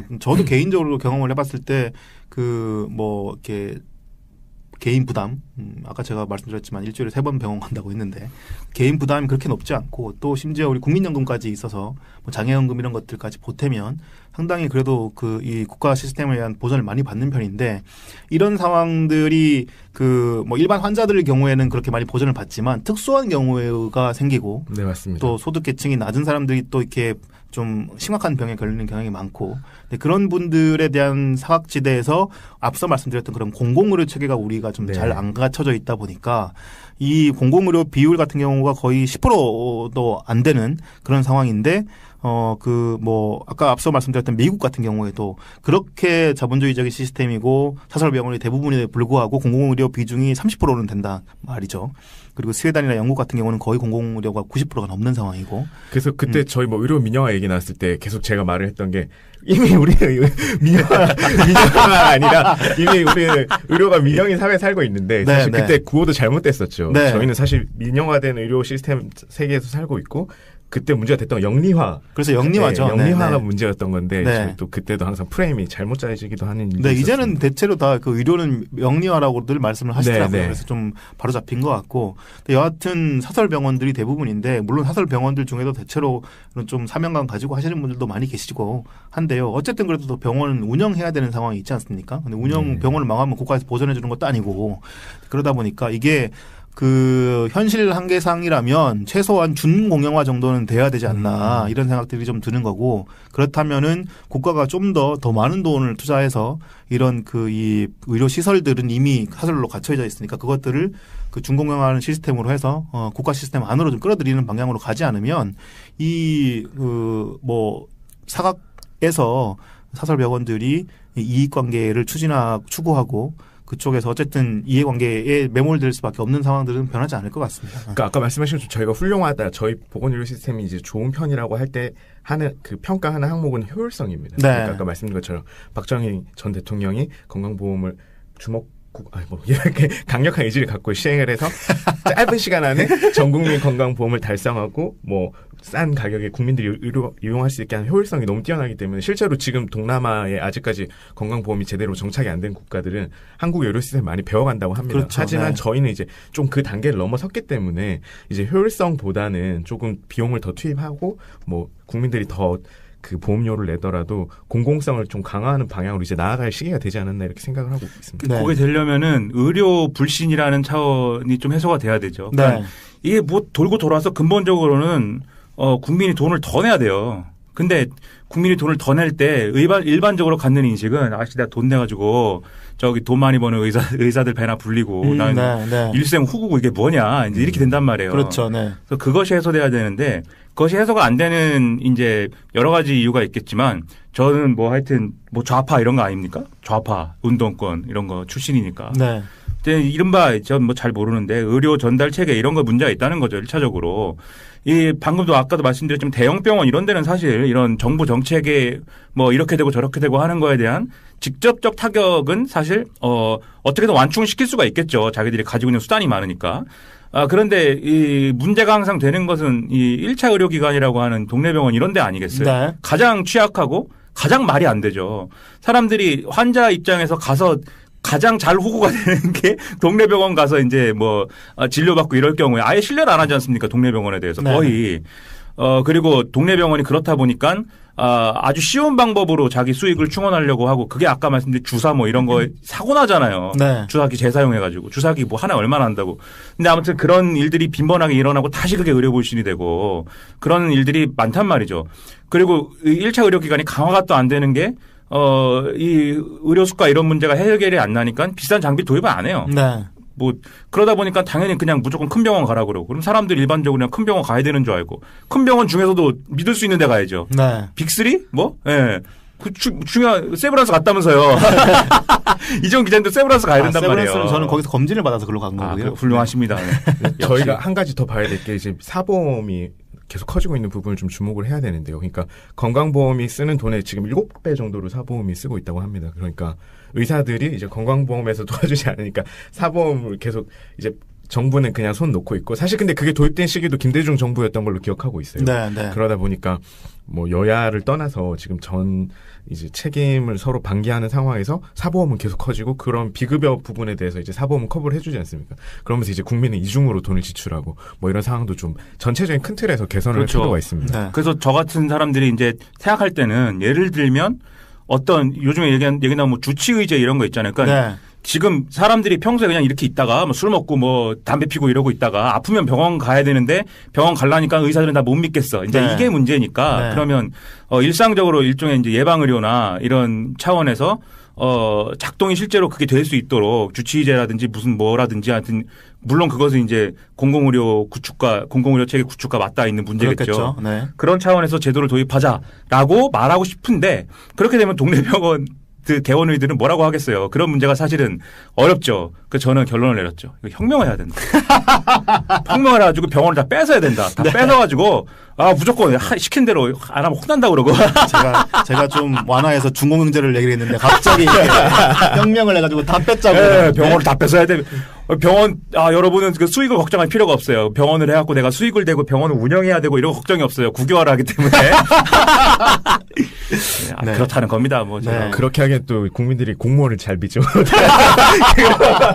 국가에 맡기면 또 어떻게 그렇죠. 할지. 공무원 철밥통들이 또. 네. 네. 근데 그냥 제가 큰 틀에서 볼 때는 문재인 케어는 크게 이렇게 계속 이제 이슈가 될 것 같긴 한데요. 그렇죠. 크게 네. 부상하진 않을 것 같다고 생각을 한 이유가 저희가 항상 이게 저희가 정치학에서 로우 폴리틱이라고 하는데 보건 정책 쪽은 항상 조금 후순위로 밀리더라고요. 네, 네. 항상 논의가 조금 이렇게 일듯 하다가도 안 되는 경우가 많습니다. 그리고 저희가 지금 건강 수명이 세계 3위라고 하거든요. 네. 그렇다 보니까 이제 저희가 경제 뭐 규모나 이런 거에 비해서는 조금 그래도 뭐 위정자들은 그렇게 생각을 하고 있는 것 같아요. 건강은 그래도 좀 괜찮은 편이다. 뭐 그래서 아마 뭐 예를 들어서 나중에 실업률이라든지 큰 경제 위기나 이런 것들이 겹치면 사실 또 이런 뭐 건강이나 보건에 대한 이런 이야기들은 조금 들어갈 가능성도 있는 것 같습니다. 네. 후순위인데 왜 공부하고 계신 건가요?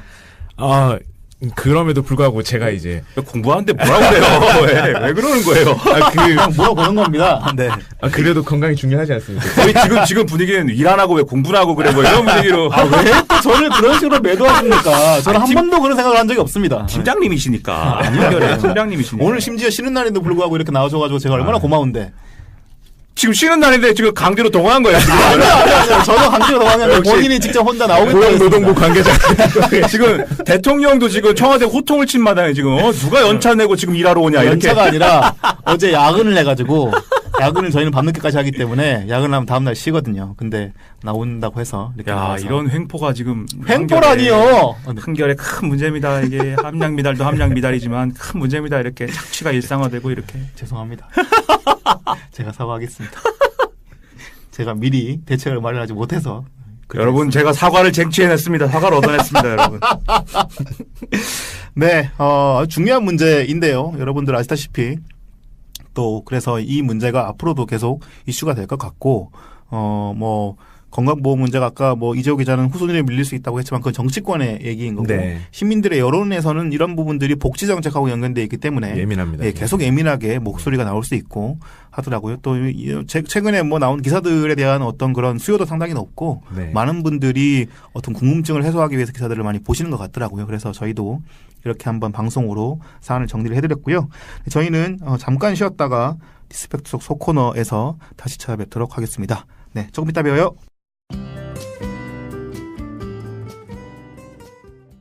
네, 디스펙트 속 소코너 김민아의 의도동물원 오늘은 두 가지 정도 이야기를 드릴 예정인데요. 먼저 자유한국당에서 신임 원내대표 선거가 있었습니다. 김성태 의원이죠. 김성태 의원이 당선이 됐는데요. 어떤 내용인지 이재호 기자가 일단 정리를 하고 민아 씨의 분석을 듣도록 하겠습니다. 무슨 분석을 들어요? 망상을 듣는 그만 좀 하세요. 망상이나 하는 거지. 네, 분석해 주시죠. 네. 분석이 아니죠. 정리해 주시죠. 네, 지난 12일 자유한국당 신임 원내대표로 김성태, 삼선 서울 강서울 출신이죠. 김성태 의원이 선출이 됐습니다. 네. 정책위 의장에는 함진규 의원이 결정이 됐고요. 김신인 원내대표는 의원총회에서 친박계 홍문종 의원, 비박 비홍을 표방한 한성교 의원을 누르고 당선이 됐습니다. 네. 네, 홍준표 대표, 김무성 의원과 가까운 비박계 김 원내대표는 소속 의원 116명 중 108명이 참여한 투표에서 55표를 얻어 1차 투표에서 과반 득표에 성공을 했습니다. 네. 홍 의원과 한 의원은 각각 35표와 17표를 받았고요. 무효표는 한 표였습니다. 네. 네, 김 원내대표는 당선 소감에서 우리는 야당이다. 잘 싸우는 길에 너와 나가 있을 수 없다. 이렇게 말하면서요. 대여 투쟁력을 강화해 문재인 정권의 독단과 전횡, 포퓰리즘을 막아내는 전사로 서겠다. 이렇게 얘기를 했습니다. 네. 그러니까 이 선거 투표가 결선 투표 없이 1차 투표에서 바로 과반을 득표했습니다. 네. 가까스로긴 하지만 네, 맞습니다. 여하튼 55표를 얻어가지고 바로 1차 투표에서 원내대표에 당선이 됐고요. 그래서 홍준표 대표는 이 김성태 원내대표가 선출된 직후에 기자들하고 만나서 오늘부터는 친박계는 없다 이렇게 선언을 해버렸습니다. 그리고 오늘 원내대표 결과는 가열찬 대여투쟁을 하라는 국민의 뜻으로 본다. 이제 제대로 된 야당을 만들어 보겠다. 뭐 이런 얘기를 했습니다. 일단 김성태 원내대표가 당선된 거의 정치적 의미는 좀 어떻게 보시나요? 일단 선거 구도가 좀 웃겼죠. 네, 네. 이 김무성 홍준표 연합의 김성태, 그러니까 이제 주류라고 할 수 있는 김성태. 그렇죠. 네. 그리고 친박 홍문종, 그리고 중도 한성교. 중도 한성교가 말이 되냐고요. 기본적으로 말이 안 되잖아요. 계속 기본적으로. 친박해오다가 아까 무슨 이유죠? 네? 네. 차라리 둘이 바꿔서 이주영이 뭐 온건파로 나섰다 그러면 그러게. 또 몰랐을 것 같다는 얘기도 하지만 근데 또 의원들이 싫어한대요. 이주영 의원을. 아, 네. 기회주의자다 이래가지고. 근데 몰라요. 근데 상황이 이렇게 됐으니까 또 모르는 건데. 네, 네. 어쨌든 한성교가 중도파랍시고 나오면은 내가 중도라고 생각하는 사람이 한성교를 찍고 싶어요? 찍기 싫잖아요. 네. 그러니까 아예 텄다 그렇다고 우리 홍문종 찍기도 그렇고 그냥 김성태 찍자 이래가지고 1차에서 된 거 아니냐. 1차에서. 그런 생각이 들고 네. 그래서 아무튼 뭐 된 건 된 거고 뭐 과정은 그랬을 것 같습니다.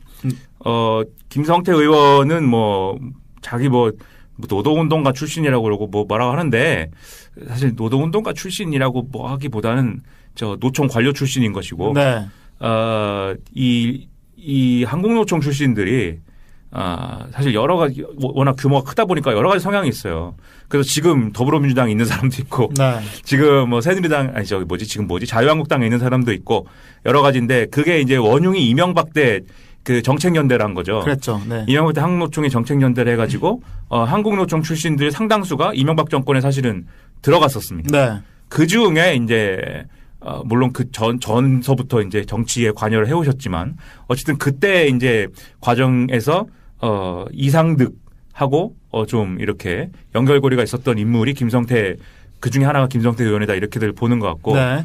물론 그 연결고리의 중심은 박영준이라는 사람이 있는데 네. 네. 네. 네, 이명박의 이상득의 황태자였던 박영준 전 지경부 차관 네. 왕 차관이라고 불렸던 그렇죠. 네. 아주 대단한 사람인데 아무튼 그렇기 때문에 뭐 경향신문 이런 데서는 뭐 SD계 아니냐 뭐 이런 것도 있었어요. 네. 근데 아무튼 뭐 그런 사람인데 이 사람이 김성태 원내대표 같은 이런 사람은 되게 그렇게 뭐 장기적인 어떤 안목을 갖추고 우리 정치에 갈 길을 고민하고 이런 스타일이 아닙니다. 네. 이런 스타일은 아니고 굉장히 단기의 승부를 보는 스타일이에요. 그래서 바른정당에 갔다 다시 온 거예요. 단기를 딱 보고 그 단기적인 상황에서 어떤 그 실리를 추구하는 스타일 네. 그리고 실리의 기준을 놓고 들이받아야 될 땐 들이받는다. 이런 스타일로 가는 이 성향이란 말이에요. 네. 과거에 무슨 일이 있었냐면 2013년도에 그때 이제 그때는 친박 지도부죠. 새누리당이. 네. 네. 친박 지도부고 김성태 의원이 서울시당 위원장 하던 때인데 친박 지도부가 이 강서을에 있는 조직위원장 나중에 이제 공천을 받아야 되는 사람 조직위원장을 김성태 의원을 패싱을 하고 그냥 꽂은 거예요. 네. 그 김성태 의원은 화가 났겠죠. 그렇겠죠. 네. 화가 나서 중앙당에 갔습니다. 한양빌딩 가가지고 활극을 벌였습니다. 거의 뭐 날라다니면서 진짜 뭐 이러면서 거의 뭐 화를 내고 뒤엎으면서 그 와서 당직자들이 말렸겠죠. 아 의원님 이러지 마시고 네가 뭐 네가 뭐야? 네가 조직국장이면 다야? 이러면서 국회의원인데 이러면서 막 그래갖고 그 당시에 새누리당 사무처 노조가 대자보 붙이고 막 김성태 불러달라. 막말 김성태 물러나라. 네. 아주 와일드한 사람이에요. 네.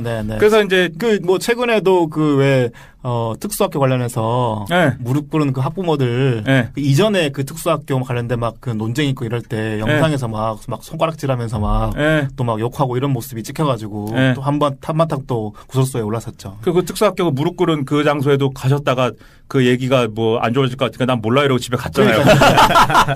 그 전에 토론회 할 때 막 손가락질하고 뭐 이래가지고 또 막 얘기가 되고 뭐 하여튼 다양한 와일드한 어떤 모습으로 이슈를 일으켰던 인물입니다. 와일드한 캐릭터라는 게 하나 있고 두 번째는 어쨌든 그럼에도 불구하고 여권 지지자들에게는 약간 익숙한 인물이에요. 왜냐하면 두 가지인데 하나는 김어준의 뉴스공장에 나온다는 것과 네.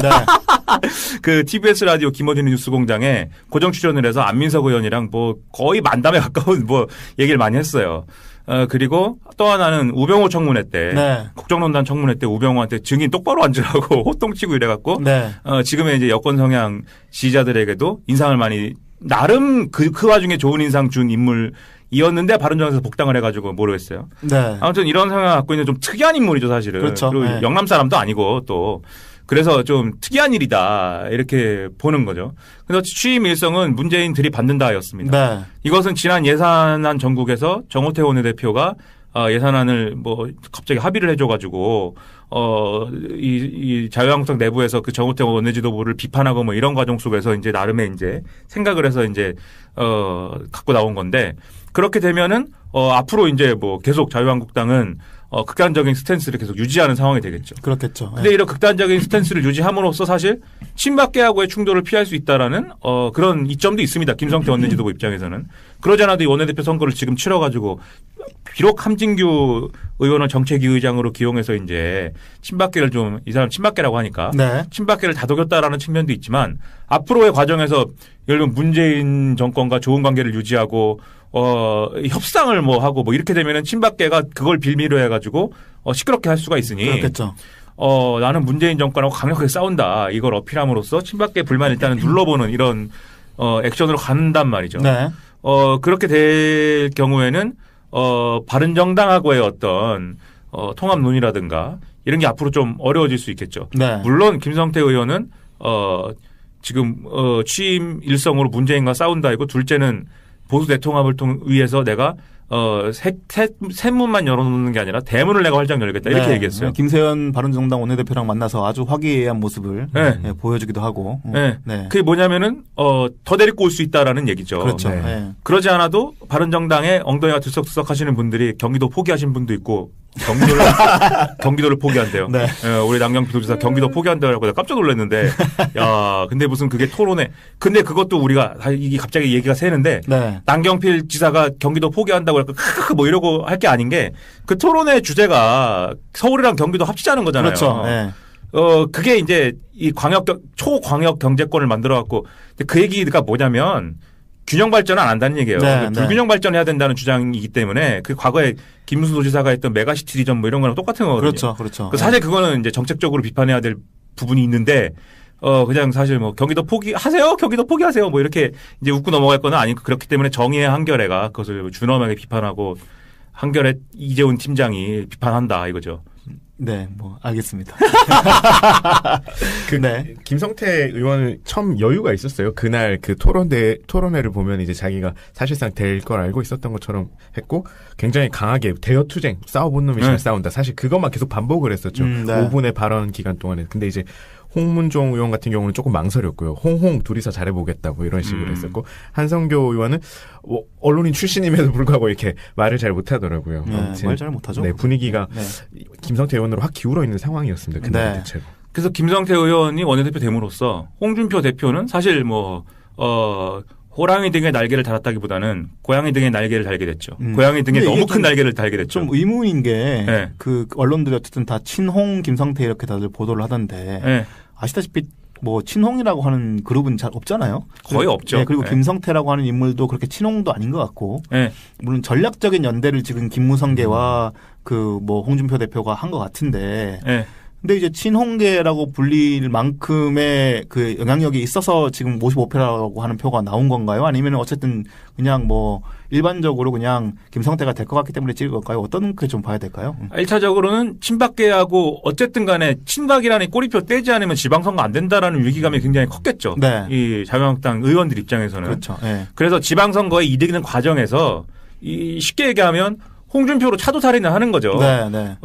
이 지방선거 이르는 과정에서 홍준표가 자기 조직 장악을 위해서 엄청 노력을 할 거 아닙니까? 지금도 열심히 노력하고 있고 당협위원장 다 사퇴시키고 뭐 어쩌고 뭐 이런 일들을 쭉 하니까 비록 그 과정에서 홍준표 줄 세우기라고 비판은 했지만 네. 일단은 홍준표로 친박계를 기존에 이제 그 주주인 친박계를 차도살인을 하자.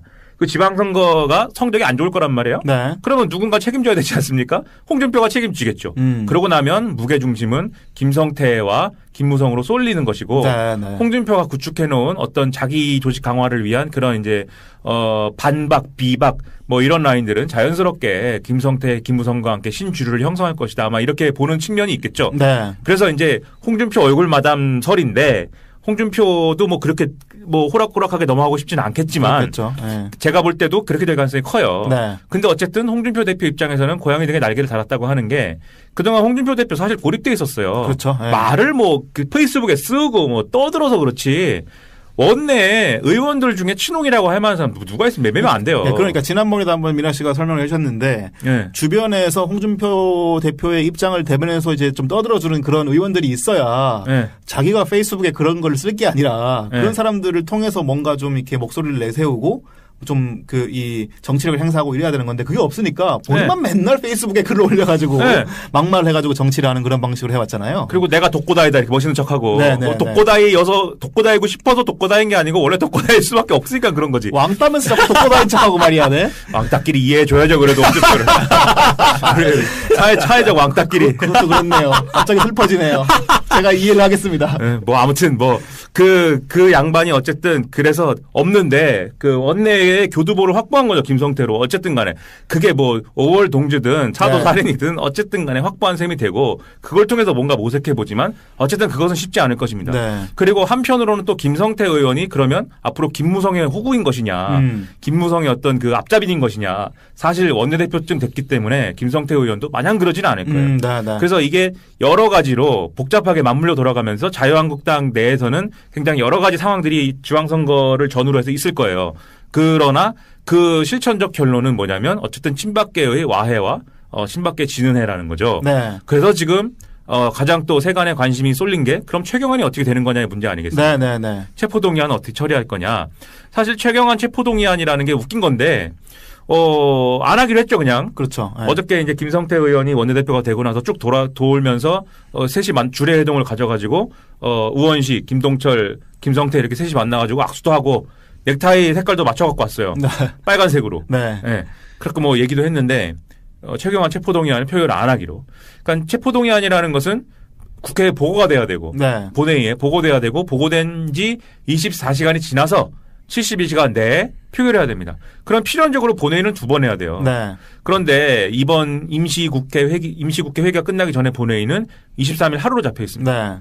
22일인가요? 20일 하루로 잡혀 있습니다. 그러면은 그 다음 날인가 본회의를 잡지 않는 이상 또는 그 합의에도 불구하고 그 합의된 본회의 전에 무슨 본회의 일정을 따로 잡지 않는 이상 최경환 체포동의안은 처리가 안 되는 것이거든요. 네네. 보고만 되고.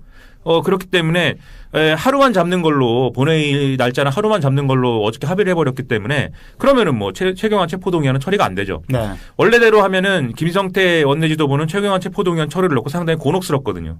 찬성할 수도 없는 것이고 뭐 나갖고 반대해갖고 장렬히 정사할 수도 없는 것이고 최경환 체포동의안 찬성해 하면은 그 배신자 되는 거잖아요. 그렇죠. 예. 자기들끼리도. 또 반대하면은 친박 예.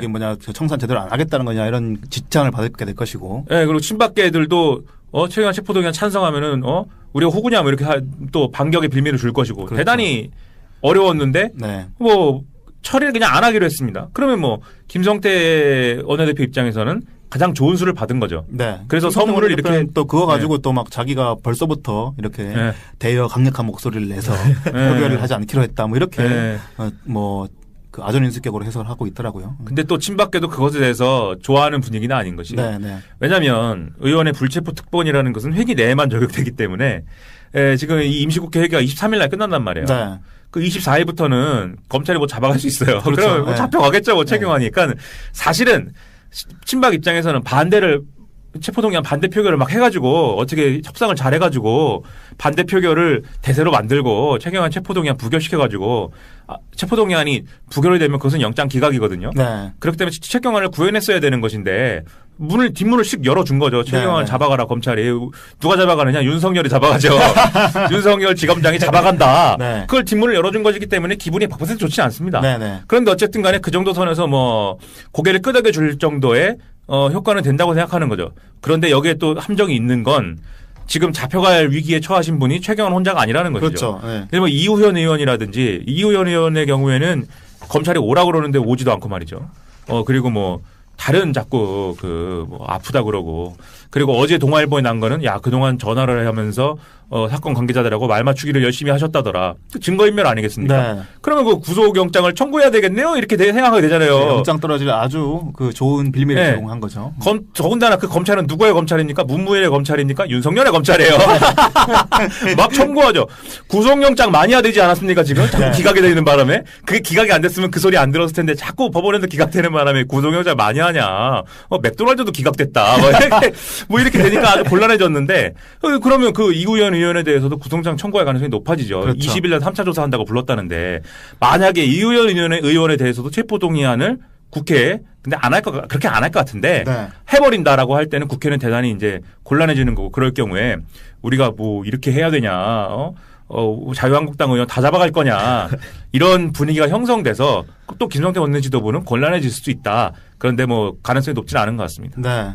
앞으로 김성태 원내 지도부 그리고 홍준표 대표 두 체제가 어떻게 잘 발맞춰 갈 것인지 아니면은 지방선거까지 정말 아까 말씀하신 대로의 그 홍준표 대표를 앞세워서 김무성계가 자유한국당을 장악할 만한 그런 전략을 짜고 있는 건지 뭐 이런 부분 거기에 또 더해서 후반부에 이제 그 박주원 사건을 얘기하면서 국민의당과 바른정당에 대해서 얘기를 드릴 텐데 바른정당 내부에 있는 유시민, 김세연 등과 그렇게 친하지 않은 의원들이 김무성에게 힘을 심으로 해서 자유한국당에서 김무성계가 더 힘을 받을 수 있는 상황으로 이어질 것인지 이런 부분들이 다 관측 대상이 될 수 있을 것 같습니다. 그래서 그 부분들을 잘 좀 지켜봐 주시고요.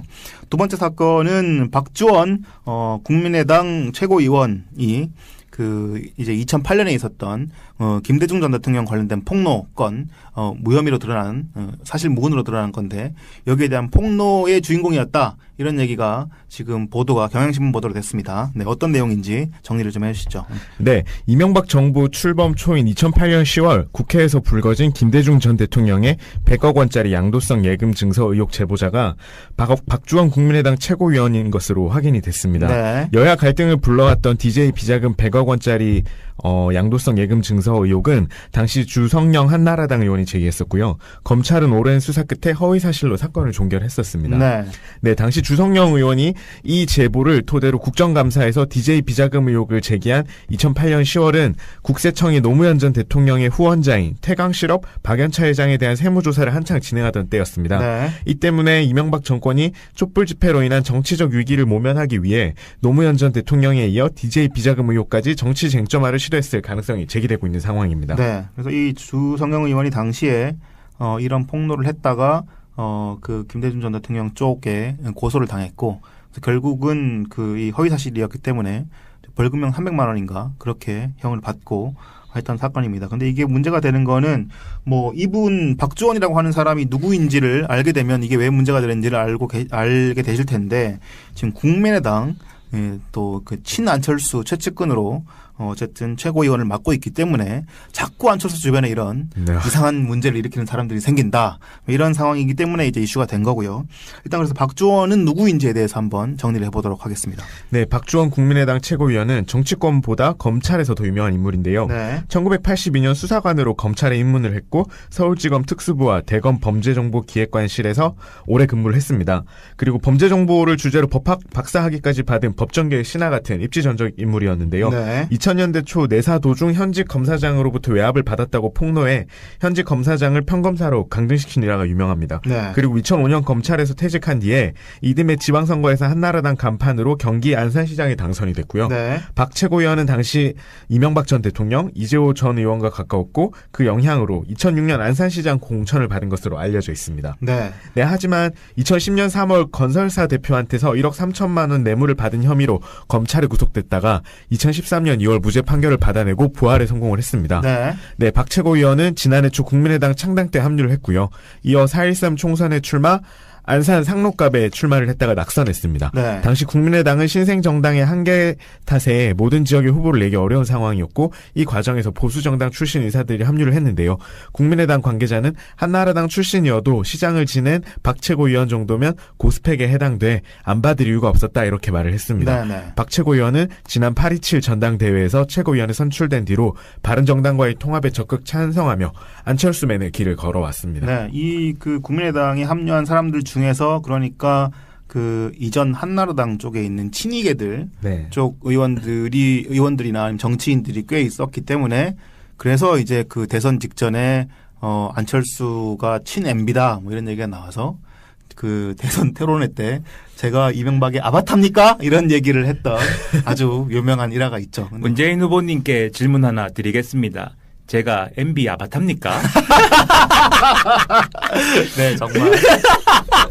그게 토론회 때 너무 정말 재미있었던 거는 그 직전에 계속 그런 얘기 하지 말고 정책 얘기하자고 막 한참 얘기를 하셔놓고 갑자기 문재인 후보님께 막 이렇게 아니, 얘기하면서 문재인 대통령 입장에서 내가 MB 아바타라고 하지도 않았는데? 제가요? 저는 그렇게 말한 적이 제가 그렇게 말씀드린 건 아닙니다만 무슨 문건을 꺼내가지고 이게 지금 민주당에서 왜 자기가 자기 다 준비를 해왔어요. 자기 욕하는 걸 홍보해줘요. 아니 그 전부터 그거를 이슈화 시키려고 열심히 근데 이슈화를 시키려면 뒤에서 하는 거지 그거를 동네에서 하는 거지 갑자기 토론하다 말고 깜짝 놀랐네. 아니 근데 이게 4.13 총선 때도 기억을 떠올려보세요. 그때 공천 못 받았고 막 들어 눕고 막 네. 도끼 갖고 와갖고 날 죽이라 그러고 그런 사건들이 있었잖아요. 네, 국민의당 네, 당사 네. 앞에 막 모여가지고. 맞습니다. 네. 그게 이 양반들에 가까운 분들이 많았고. 네.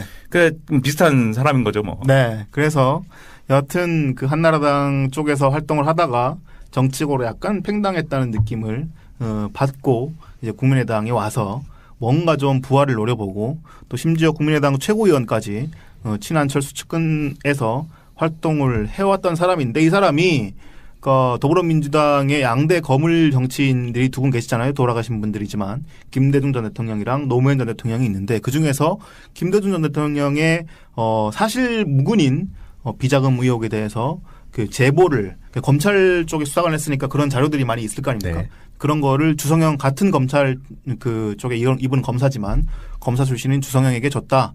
이런 얘기가 지금 나온 건데 본인은 뭐 그 사실을 내용을 얘기했지만 DJ를 특정해서 준 건 아니다 이런 식으로 하면서 네. 계속 부인하고 있긴 합니다만은 여하튼 지금 이슈가 계속 되고 있습니다. 이 사건을 때문에 안철수 쪽이 상당히 곤란해졌다 이렇게밖에 볼 수 없을 텐데 이 사안은 좀 어떤 정치적 의미를 가지고 있을까요? 그러니까 이게 뭐 그 뒤에 얘기가 없으니까는 조금 설명을 드리면 네. 어제 뭐 해명이랍시고 했는데 박지원 최고위원이 그런 얘기였어요. 이 CD 양도성 예금 증서를 입수한 것은 그러니까 입수 경로가 계속 의문이지 않았습니까? 네. 그러니까 앞에서부터 얘기하겠다. 경향신문 보도를 쭉 보면은 무슨 내용이냐면 이게 주성영 의원 나오고 뭐 얘기를 한 걸 보면은 주성영 의원이 이렇게 있었는데 누군지도 몰랐다는 거예요. 그 박주원이라는 사람이 네. 2006년도에 누군지도 모르고 이렇게 있었는데 박주원이라는 사람이 만나자고 그런다라고 해서 내가 가보니 무슨 자료를 여러 가지 줬다. 박주원이 지금 이제 검찰에서 근무하던 사람이니까 네. 그때 갖고 나온 것인지 어쩐 것인지 여러 개를 주길래 쭉 봤는데 영향가 있는 거 뭐 별로 없는 것 같고 그중에 이제 이게 있었다. 근데 다른 자료는 뭐 엄청 두꺼운 자료고 여러 가지 얘기가 있는데 이 자료만큼은 이 양도성 예금 증서 DJ 비자금이라고 하는 네. 이거 뭐 달랑 뭐 CD 한 장 가지고 이게 뭐 좀 부실하더라. 그래갖고 이게 DJ 비자금 CD가 맞냐라고 얘기하니까는 그것은 틀림없다. 자기가 확인을 했다. 이렇게 얘기를 해서 알았다라고 했다는 거예요. 네. 근데 이제 자기도 이게 그러면 그 기가 긴지 확인을 해봐야 될 거 아닙니까? 확인을 해봤는데 확인은 안 된다. 그런데 어쨌든 어떤 방식으로든 정상적으로 발행된 CD인 건 맞다. 네. 그러니까 이게 위변조된 건 아니다. 여기까지만 확인했다는 거예요. 그리고 덮어놓은 거죠. 네. 덮어놓고 있다가 말씀하신 대로 2008년도에 쇠고기 촛불 뭐 이러면서 막 어지러워지고 막 그렇죠. 야, 이명박 이제 정부가 위기에 빠지니까. 예. 그래가지고 야 이게 촛불은 다 누가 줬니? 이거 노무현이 준 거다 이래가지고 그 태광실업을 조지자. 네. 그리고 그러면은 이제 뭐 신노는 그렇게 조지고 그리고 우리 DJ 쪽은 어떻게 조질래? 그때 이제 주성영이 손들고 제가 2년 전에 받은 게 있습니다. 그러면서 이걸 꺼내가지고는 맞는지 틀린지 모르지만 국면전환용으로 한번 질러보지요. 이래가지고 그걸 지르고 뭐 잡혀가고 그런 얘기잖아요. 이게. 네. 네. 이제 그런 얘기인데 그러면 애초에 박주원이라는 사람은 이거 어디서 났느냐? 네. 예? 그리고 어디서 났고 이것이 DJ 비자금이라고 생각한 이유가 뭐냐? 이게 문제 아니겠습니까? 네. 네. 이제 박주원 이 양반이 여러 가지 얘기하다가 안 줬다부터 시작해가지고 여러 가지 얘기하다가 어저께 해명을 한 내용은 뭐냐면 이것이 나온 출처는 현대그룹이다. 현대그룹 비자금 수사할 때 2003년도에 그때 이제 여러 가지 나온 자료 중에 이 CD가 있었고 네. 이것을 가지고 그때 정몽원 대한민국 3대 AMH 중 하나라고 제가 죄송합니다. 정몽원 노무현, 정몽원, 김민아. 네. 죄송합니다. 이분이 뭐 얘기하려고 그랬어? 네. 뭐 잊어버렸다. 현대. 이게 뭐냐라고 물어보니 이 출처가 뭐냐라고 그랬더니 DJ 측근이 관계되어 있는 것이다. 즉 DJ 측근의 비자금이다라는 취지로 얘기를 했다. 네. 그래서 이 얘기를 주성형한테 한 것이지 DJ 비자금이라고 한 게 아니라 DJ 측근이라고 한 것이다. 그럼 기자들이 물어볼 거 아닙니까? DJ 측근이 누구예요? 그럼 이제 박주원 최고위원은 나는 모릅니다. 그건 얘기하고 싶지 않네요? 네. 이렇게 얘기했는데 기자들은 박지원 얘기구나. 다 이렇게 얘기하는 거죠. 박지원을 얘기한 거구나. 박지원 얘기죠, 그거는. 네. 왜냐하면 이때 현대그룹이 무슨 뭐 비자금이 어쩌고 저쩌고 이게 대북송금 특검 얘기이기 때문에 그렇죠. 네. 대북송금 특검 문제로 박지원 의원이 어쨌든 간에 뭐 죄를 받지 않았습니까? 네. 물론 이제 비자금이나 이런 문제가 아니라 송금 과정의 불법성이었지만 어쨌든 그렇게 된 것이기 때문에 자연스럽게 박지원을 연상하도록 박지원 최고위원이 어제 언론 플레이 한 거죠. 네. 문제는 뭐냐면 이 CD의 발행 일자는 2006년도예요. 네. 대북송금 특검 얘기는 2003년이고요. 그렇죠. 예. 그러니까 사실 말이 안 되는 거죠. 그 말이 안 되고 앞뒤가 안 맞는 것이고 그걸 가지고 또 얘기를 하면서 또 뭐라고 그랬냐면은 그때 비자금 수사해가지고 비자금이 어쩌고 저쩌고 해서 비자금을 누구 소유인지가 안 나왔다는 것은 비자금을 못 찾아가고 아무도 찾아가지 않았기 때문이다. 그런데 그것은 금융실명제라는 게 있는데 말이 안 되는 해명이다라고 네. 이제 반론이 또 나오는 것이고 그래서 말이 안 되는 해명을 한 것이죠. 그런데 구주에 박지원을 엮었느냐. 박지원이라는 사람 마음속에 있는 시나리오는 그런 거라는 겁니다. 이게 10년 전 얘기인데 이제 와서 왜 이걸 가지고 찌를까. 뒤에 기획을 한 세력이 있다. 그것은 누구냐. 박지원과 그의 행동대장 이용주이다. 이렇게 본다는 것이죠. 네, 네. 그런데 박지원, 이용주는 한사코 말도 안 되는 소설을 얘기하라고 있다라고 주장을 하고 있고 그러면 만약에 그런 소설이 사실이라고 한다면 박지원 시나리오가 사실이라고 한다면 경향신문이 연루된 거 아니겠어요? 네. 그런데 경향신문은 이것에 대해서 펄쩍 뛰죠.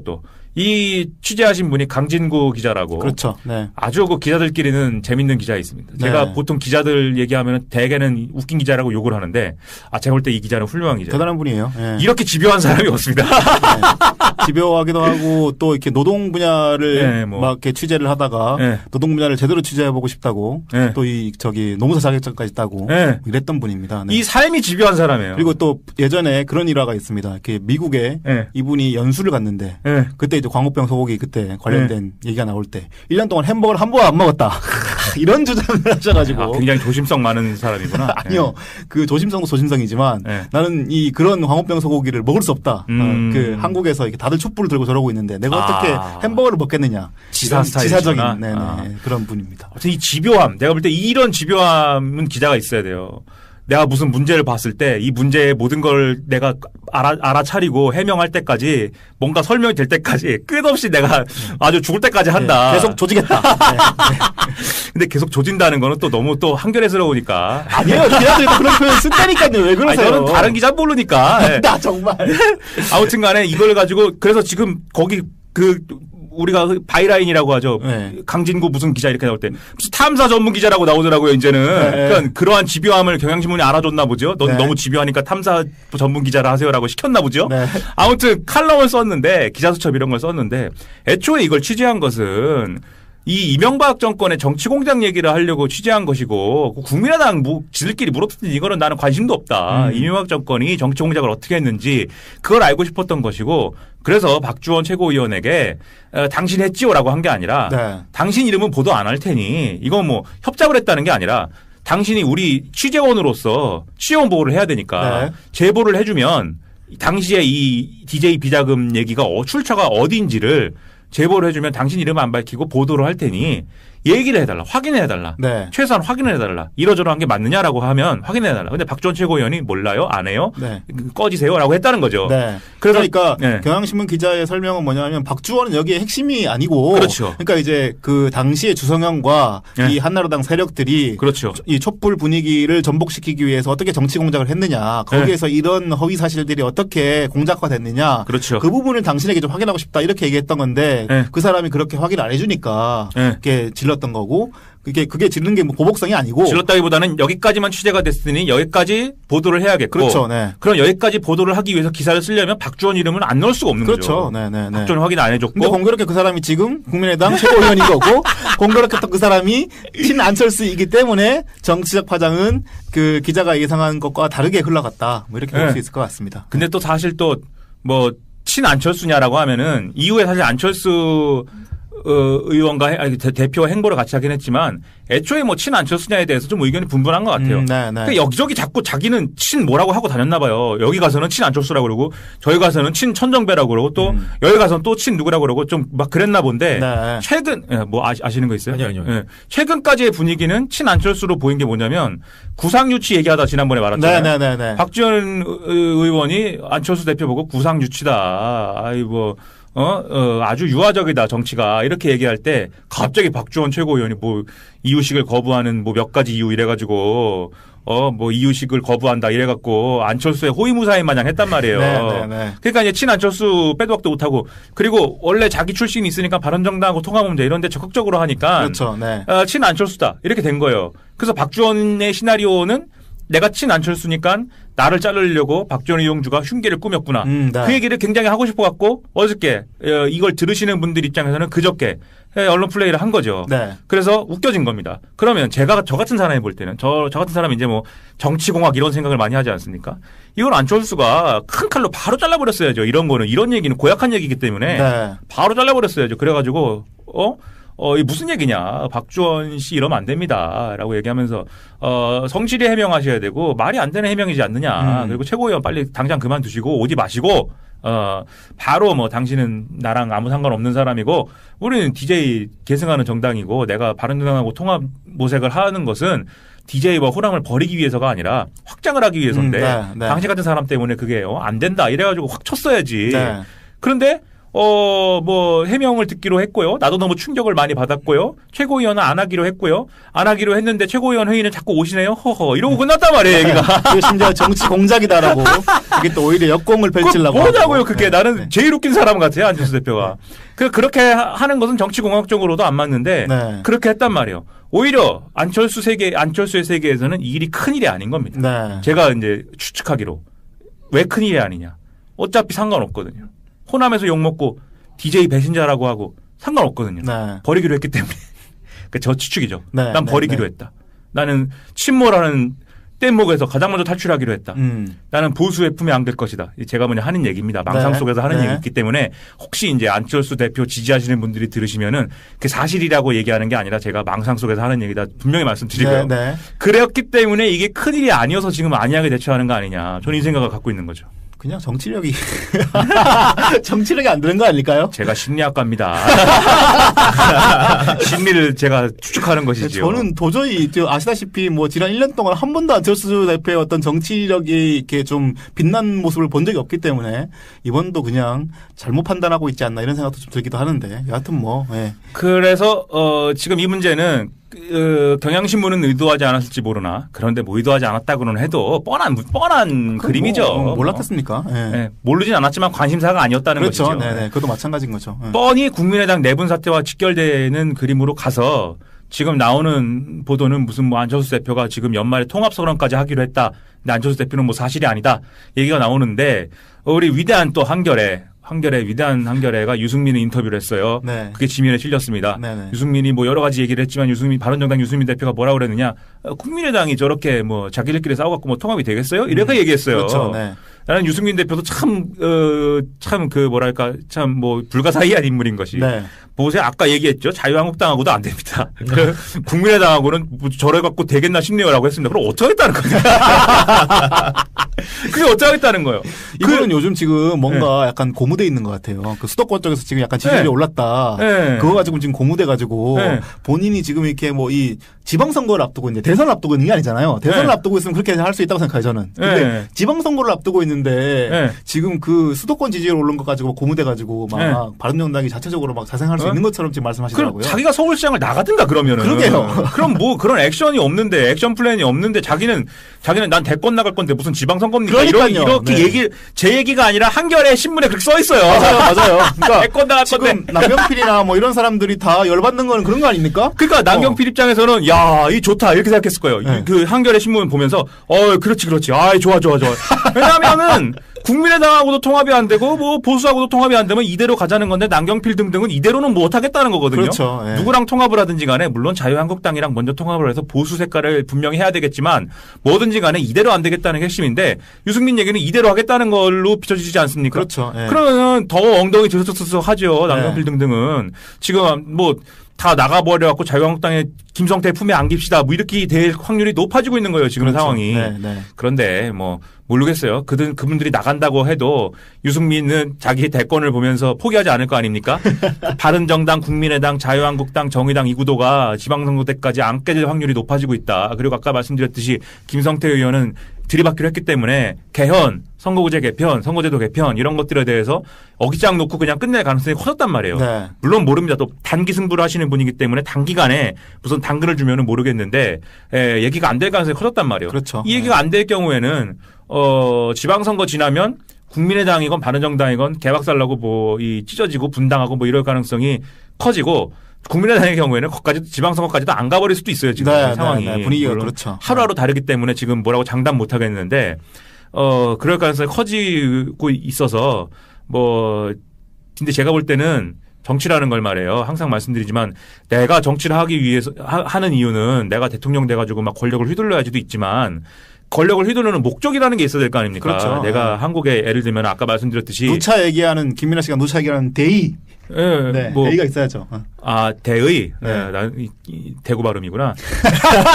그래가지고 뭔가 예를 들면 아까 말씀드렸지 내가 병원을 국유화가 돼야겠다. 이런 국유화를 해야 되겠다. 이런 목적이 있고. 정치 선언하시는 건가요 지금? 글쎄 아무튼 국유화를 해야 되겠다라든지 아니면 내가 아주 그냥 이 나라를 사회주의 천국으로 만들어야 되겠다든지 그게 아니면 복지국가를 만든다고 하든지 중부담 중복지든지 뭐든지 말해요. 은평구 구의원 한번 나가시죠. 무슨 구현을 나가니까 지금 은평구 같은 데서 아무튼 은평구 무시하나요? 제가 수원 사람이에요 저는. 수원에서는 수원 마피아 수원고 아니면 안 돼요. 수원고 수원중 아니면 안 돼요. 네. 예? 저는 수원고 수원중 안 나왔죠 물론. 그 수원 사람들도 젊었을 때 공부 잘해갖고 유학 간 사람들이 있어요. 경기고 경복고 네, 네. 남경필 김진표 이런 사람들이 수원고 수원중 출신이 아니거든요. 명예 수원고 동문입니다. 세상에 그런 데가 있어요. 명예 동문을 시켜줍니다. 지역에 그런 데 많아요. 그래요? 네네. 수원 같은 지금 경기도에 자기 수부도시라고 자임하는 지금 수원 같은 대도시에 그럽니다. 막 그게 네네. 정치의 일반 문법이에요. 네. 되겠어요 이게? 아무튼 그런 이 얘기 왜지? 아무튼 그렇기 때문에 무슨 대의를 갖고 그 대의를 관철시키기 위해서 내가 대통령을 해야 되겠다. 그게 아니라 나는 대통령이 되고 싶으니까 대통령이 되는 길로 지금 가야 되겠습니다라고 주장하는 그런 정치를 갖고 이렇게 지지고 볶고 한다. 이게 얼마나 한심합니까? 네. 대한민국 정치 한심해요. 예, 이번 그 유승민 대표 인터뷰에서도 꼭 제가 보고 싶었던 질문이 그거였는데 중부담 중복지를 얘기해놓고 왜 이번 예산안에 기권했냐. 그거 네. 좀 꼭 물어봤으면 싶었는데 안 물어본 것 같더라고요. 그래서 그 인터뷰 누가 했지? 우리 성 기자님이 한 것 같은데. 물어보고 근데 안 썼을 수도 있죠 기사에. 예. 기레기다 이거군요. 그게 아니라. 우리 성 선배는 기레기다. 아유 왜 그러세요? 상황은 좀 이상하게 좀. 전화 연결을 한번 해가지고. 네, 여하튼 그렇습니다. 네, 오늘 저희 녹음하는 날, 네. 마지막으로 한 말씀만 네, 드리면 말씀하십시오. 우리가 이렇게 지금 문재인 대통령께서 중국 가셨는데 이렇게 제가 중국 얘기를 1분 정도 하면은 네. 중국에 가고 중국이 거의 거기는 방송 윤리 이런 것도 없어요. 문재인 대통령이 얘기하는데 그거를 다 편집해가지고 자기들 입맛에 맞게 중국은 늘 말씀드리지만 중국 공산당이 항상적인 위기감을 갖고 있어요. 네. 지금 문화대혁명 이후로 그래갖고 중국 민족주의를 자극해가지고 그걸로 지금 중국 공산당의 통치를 유지하려고 그런 문재인 대통령은 아주 굴욕적인 이런 거를 남기는 겁니다. 네. 사드 네. 얘기 다 그거예요. 네. 근데 실질적으로는 사드 보복이라는 거는 일단 풀릴 가능성이 높아졌어요. 예. 중국은 수출림 아예 부르지도 않아요. 어쨌든 그렇죠. 근데 네. 국빈방문 한 거 아닙니까? 그래서 그런 부분에 있어서는 좀 걱정을 덜게 되었고 문재인 대통령의 대활약으로 중국에 가셔갖고 남은 건 이제 북핵 문제인데 북핵 문제는 지금 미국이 일단 문을 열었어요. 네. 렉스 틸러슨이라는 사람이 나와가지고 그렇죠. 네. 전제 조건 없는 대화를 하겠다. 원래는 비핵화가 전제 조건이죠. 비가역적이고 되돌릴 수 없고 검증 가능하고 어쩌구인 비핵화 원래 그거를 얘기했었는데 그걸 전제하지 않아도 아무거나 테이블이 둥근지 네모인지 갖고도 얘기를 할 수 있고 날씨에 대해서도 얘기를 할 수 있다. 아무거나 얘기하면 좋으니까는 일단 만나자. 이렇게 열었어요. 네. 근데 전제 조건이 있죠. 도발 중단하라. 그렇죠. 너네 네. 일정 기간 이상 도발하지 말아야 되고 대화 중에 도발을 또 한다든지 그런 거는 안 하기로 니네 스스로 결정해야 되고 그리고 우리한테 대화를 원한다고 얘기 좀 해줘라. 네. 그냥 도발 일방적으로 중단하면서 대화 안 해요? 이러지 말고. 네. 그러니까 그 얘기를 하면서 일단 문을 열었어요. 그리고 중국하고 합의했다. 뭘 합의했냐면 북한 급변사태 때 북한의 급변사태가 일어나면 중국으로 밀고 올라가는 게 아니라 다시 미군이 가더라도 북한에 가더라도 남한으로 빼겠다라는 그렇죠. 거를 네, 합의했다. 네. 이렇게 얘기했어요. 그 얘기 뭐냐면 미국은 트라우마가 있어요. 한국전쟁의 트라우마가. 한국전쟁이 안 끝나고 이 사람들이 너무 미국의 자존심에 상처를 입었어요. 그렇죠. 네. 메카 시즌까지 가는 단계에 가는 세 가지 요인이 있습니다. 소련의 핵무기 개발. 그래갖고 핵무기는 우리 미국만 하는 줄 알았는데 공산주의가 이렇게 세네요. 그리고 중국의 공산화.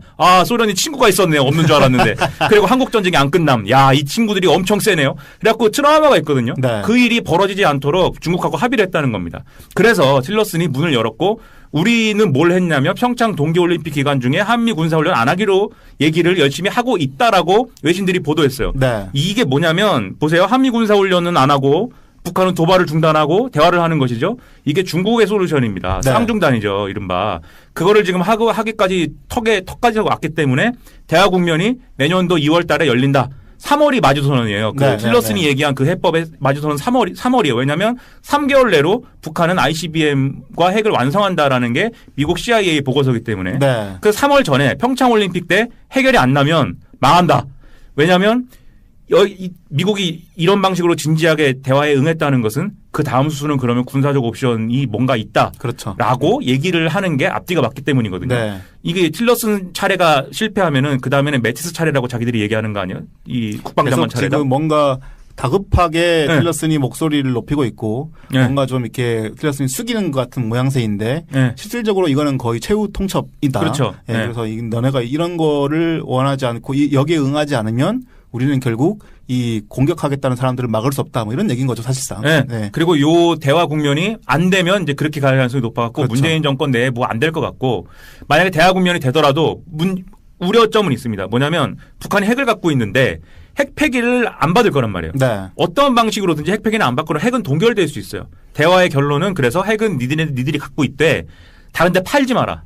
다른 데 팔지 마라. 어디 이란 같은 데는 네, 그런데 팔아가지고 뭐 이란은 근데 또 자기들이 가지고 있잖아요. 핵무기를 네, 만들 네. 수 있으니까 네. 어디 IS 이런 데 팔아가지고 IS 잔당 이런 데 팔아갖고 문제 일으키지 말고 아프리카 이런 데 팔아가지고. 네. 네. 그런데 문제 일으키지 말고 그다음에 ICBM은 너네는 없애야 그것 좀 무서우니까 이렇게 해가지고 그 수준에서 얘기가 끝날 수 있어요. 네. 그럼 ICBM은 미국을 향한 위협이기 때문에 미국을 향한 위협은 제거되지만 우리 남한에 살고 있는 조선일보를 위시한 우리 보수 세력들은 이건 뭐 핵을 그러면 갖게 됐구만 북한이 우리는 핵을 머리 위에 이구선 살게 됐구만 이 종북들이 나라를 이렇게 망쳤네요 이러면서 드러넣어 버릴 수 있기 때문에 그렇죠. 네. 그런 부분들에 있어서 우리나라 문재인 정권이 대화 과정에서 패싱되지 않는 게 제일 중요합니다. 네, 패싱되지 네, 않고 이후에도 미국하고 그렇게 합의가 이루어지더라도 이후에도 핵 폐기를 위해서 무언가 프로세스를 가져갈 수 있는 교두보를 마련하는 게 중요해요. 그래서 그런 점에서도 이번 방중의 성과가 그런 부분에서 있어야 되는데 있을지는 잘 모르겠고 뭐 그렇다는 얘기죠. 네. 방중의 성과가 나오고 이렇게 진행당이나 끝나면 다음 주에 한번 정리를 해드리려고 했는데 아주 급하게 핵심만 잘 정리를 해주셨습니다. 왜냐하면 오늘 신문이 다 틸러슨이더라고요. 네네네. 한번 그 미나 씨의 말씀을 들어보고 언론 보도들 한번 살펴보시면 그 맥락과 흐름들이 아마 잘 더 이해가 되시지 않을까 그런 생각이 듭니다. 네. 아까 제가 말씀드리려고 했던 거는 그 안철수 대표와 저희가 녹음하는 날이 지금 12월 14일인데요. 안철수 대표와 유승민 대표가 오늘 만나기로 해서 여기에서 좀 어떤 이야기들이 나올지가 또 관건일 텐데 정유경 기자가 거기 현장에 가 있습니다. 그래서 그 이야기가 보도가 나올 텐데요. 한번 살펴보시면 저희가 아까 박주원 사건 이후로 발생했던 그런 국민의당과 안철수 대표 그리고 바른정당의 어떤 그런 정치적 관계들 이런 부분에 대한 해석도 좀 해볼 수 있지 않을까 그런 생각을 합니다. 네, 저희 급하게 좀 길게 이런저런 이슈들 문재인 케어와 정치적 사건들을 정리를 했습니다. 저희는 한 주 쉬고요. 한 주 쉰단다. 다음 주에 죄송합니다. 다음 주 금요일 날 다시 찾아뵙도록 하겠습니다. 제가 다음 주 초에 휴가에서 그 한 주 쉰다는 말이 갑자기 나온 것 같습니다. 그 다음 주 목요일 날 정상적으로 녹음해서 다음 주 금요일 날 찾아뵙도록 하겠습니다. 네, 끝까지 들어서 고맙습니다. 안녕히 계십시오.